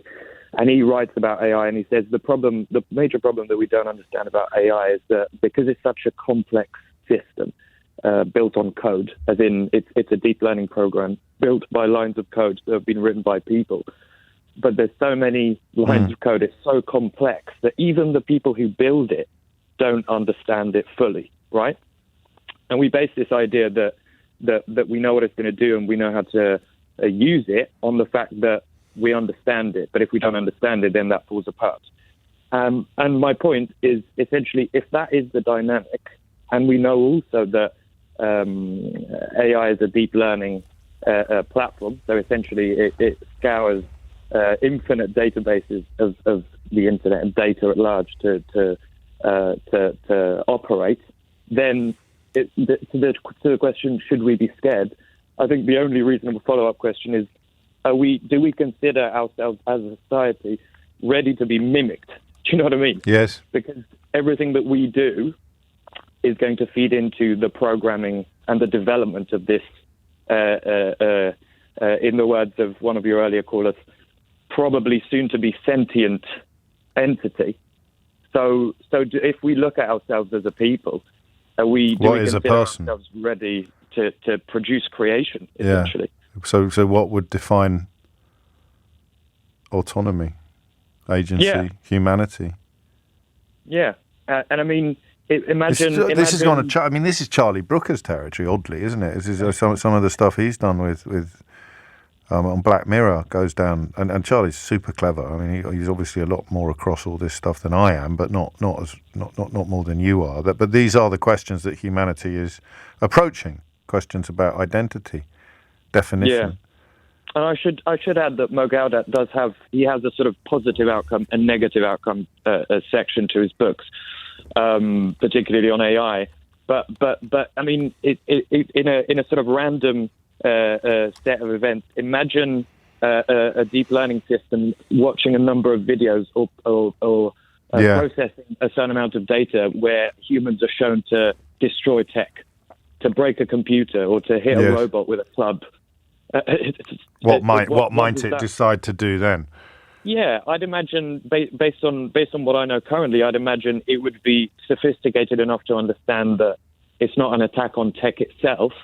But how do we know? And the answer is we can't, because we don't understand it. Do you know what I mean? Yeah, I do know what you mean. A lot of people recommending Mo Gaudat's books actually to me in the course of the last 45 minutes, which is pertinent. Thank you, Pietro. Gosh, I've got a feeling we'll be talking about this again, but not today, because I've got some rather important news to share with you next. Going back to a story that we looked at a couple of years ago and thought that after decades of campaigning and heartbreak, we thought that this story was heading towards a happy, or for want of a better word, a resolution at least. It wouldn't be happy. But, well, it doesn't look like it is. Find out more after this. 10 to 1 is the time. You're listening to James O'Brien on LBC. You may remember when Jason Farrell of Sky News introduced us, or many of us, to the scandal of a pregnancy drug called Primados, which has been around since the late 50s and which brought about, or many mothers that used it believed that it had damaged hundreds of children, very hormone-heavy drug. And then in 2020, when Jason was last in the studio with us, it was because an independent review had concluded that there had been avoidable harm caused by Primados and that opportunities were missed to withdraw it from the market. It prompted the then Secretary of State for Health, a chap called Matt Hancock, who you may have heard of, to say this. Do you agree with Baroness Cumberledge that this is a scandal? Yes, I want to issue, on behalf of the NHS and the whole healthcare system, I want to issue a full apology to those who've suffered and their families for the frustration, for the time that they've taken to get their voices heard. The question at the beginning of that clip was posed by Jason Farrell, who is in the studio with me now, alongside Marie Lyon, who used Primados and has fought for decades for recognition from the government and the manufacturer. Jason, I'll talk to you first. I don't understand that. I thought. I mean, that was pretty close to mission accomplished in 2020. Yeah, it looked and sounded like an apology, and what seems like a less apologetic government, although it is the same government, is now essentially challenging the claim by the Primrose campaigners in court to strike out their legal action. So not even give them their day in court, in other words, just to say, actually, we don't think you've got a claim, we're going to strike out. And so they're essentially side by side now with the manufacturer, arguing in court as we speak that the Primrose campaigners should not get compensation, should not be allowed to make a claim on this. And the recommendation of the Cumberledge Review was, of course, that they should have redress, which is another thing that the government has not been forthcoming with. So beyond that apology, there hasn't been much from the government. What do you think? I mean, there'd be a big compensation payout for the NHS, presumably, or for... Well, less and less, because more and more of these people, unfortunately, are passing away. And I think, it feels like to a lot of the campaigners that this is a kind of war of attrition. And you've got to remember, this goes back to in the late 60s when they discovered that there was scientific concern around this. And this is the thing that they're apologising for, just to contextualise this, that the regulators of the time decided to do some tests to see whether this drug was dangerous or not. Now, what did they test on? Did they test on rabbits, guinea pigs? No. They essentially tested on pregnant women. So they waited to see what the results would be after a number of years to see how many children would be born with deformities. And at the end of that, found that a large number of them had been, and they thought that there was an association between the drug and malformations, and they took it off the market. And the fundamental faith in the government is that is not what the government regulator should have done. And the government regulator warned the manufacturer that there was a problem before they warned the public.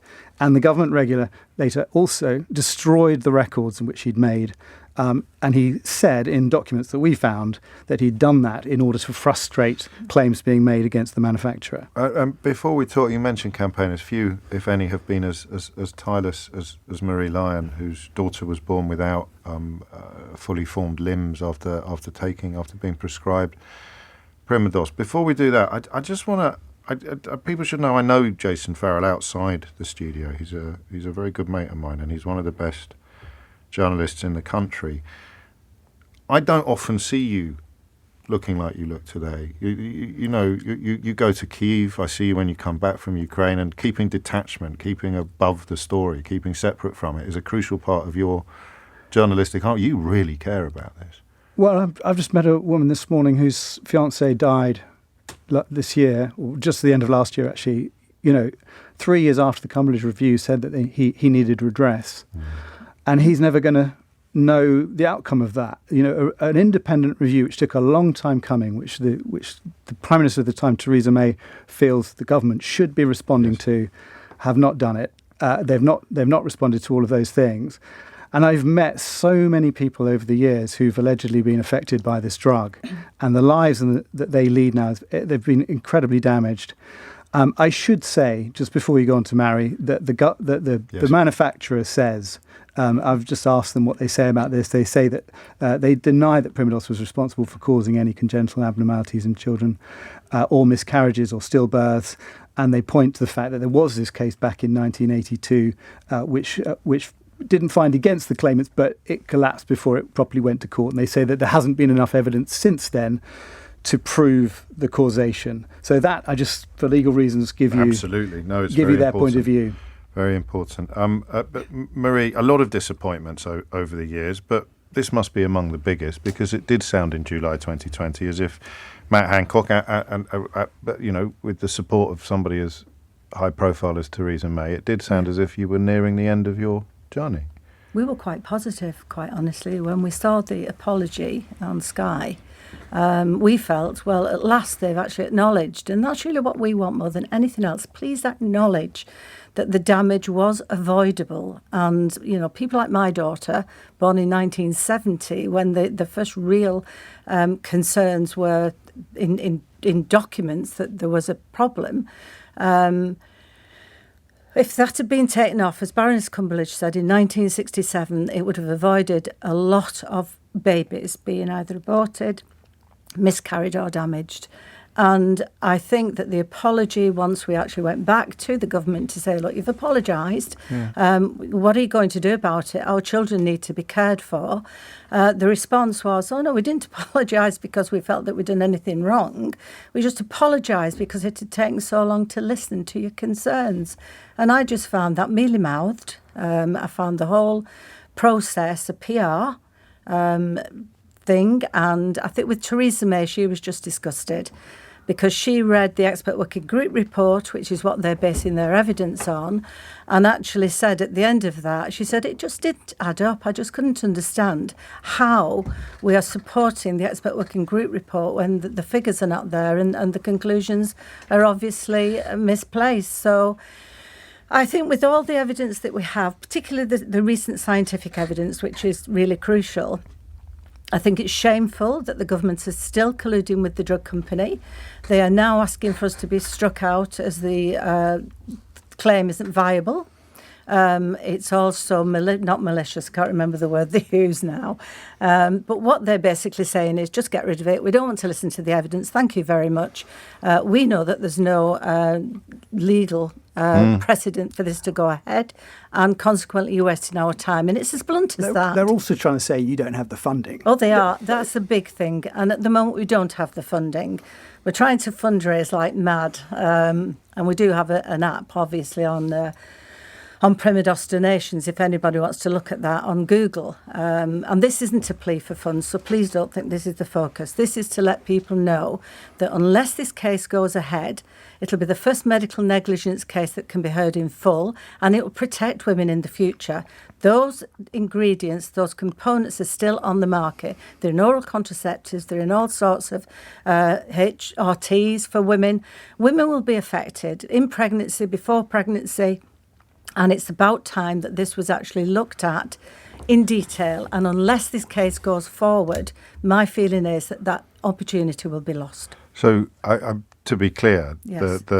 I'm cognizant of the legal response that Jason shared with us. The companies responsible deny any responsibility at all for anything that's happened, but simultaneously, they want to remove any opportunity for families who believe that they're and I think that's from being properly examined in court. And that is it. If they're so certain, if they really do feel that there is no case to answer, why will they not let us present our evidence? And if the government is only apologising for frustrating the claim, for their frustration, why add to that frustration? I mean, why apologise for accidentally punching someone and then deliberately punch them?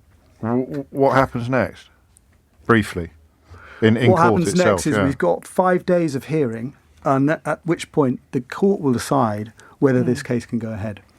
Okay. Marie, you chair the Association for Children Damaged by Hormone Pregnancy Tests. That presumably is one way that people can find out more about the work that you're doing. Absolutely, and I would encourage anyone to, because one of the things we have found is that more and more women are coming forward. Now that this is actually more of a news story, people are actually realising that they've blamed themselves all these years, and it could be the fault of these tablets. Marie Lyon, Jason Farrell, many thanks indeed. Sheila Fogarty, apologies for making you a little late for your programme. If you missed any of my programme, you can catch up on Global Player. Tom Swarbrick with you at 4, Sheila Fogarty with you now, or Sheila Fogarty with you now, or Sheila Fogarty with you now, or Sheila Fogarty with you now, or Sheila Fogarty with you now, or Sheila Fogarty with you now, or Sheila Fogarty with you now, or Sheila Fogarty with you now, or Sheila Fogarty with you now, or Sheila Fogarty with you now, or Sheila Fogarty with you now, or Sheila Fogarty with you now, or Sheila Fogarty with you now, or Sheila Fogarty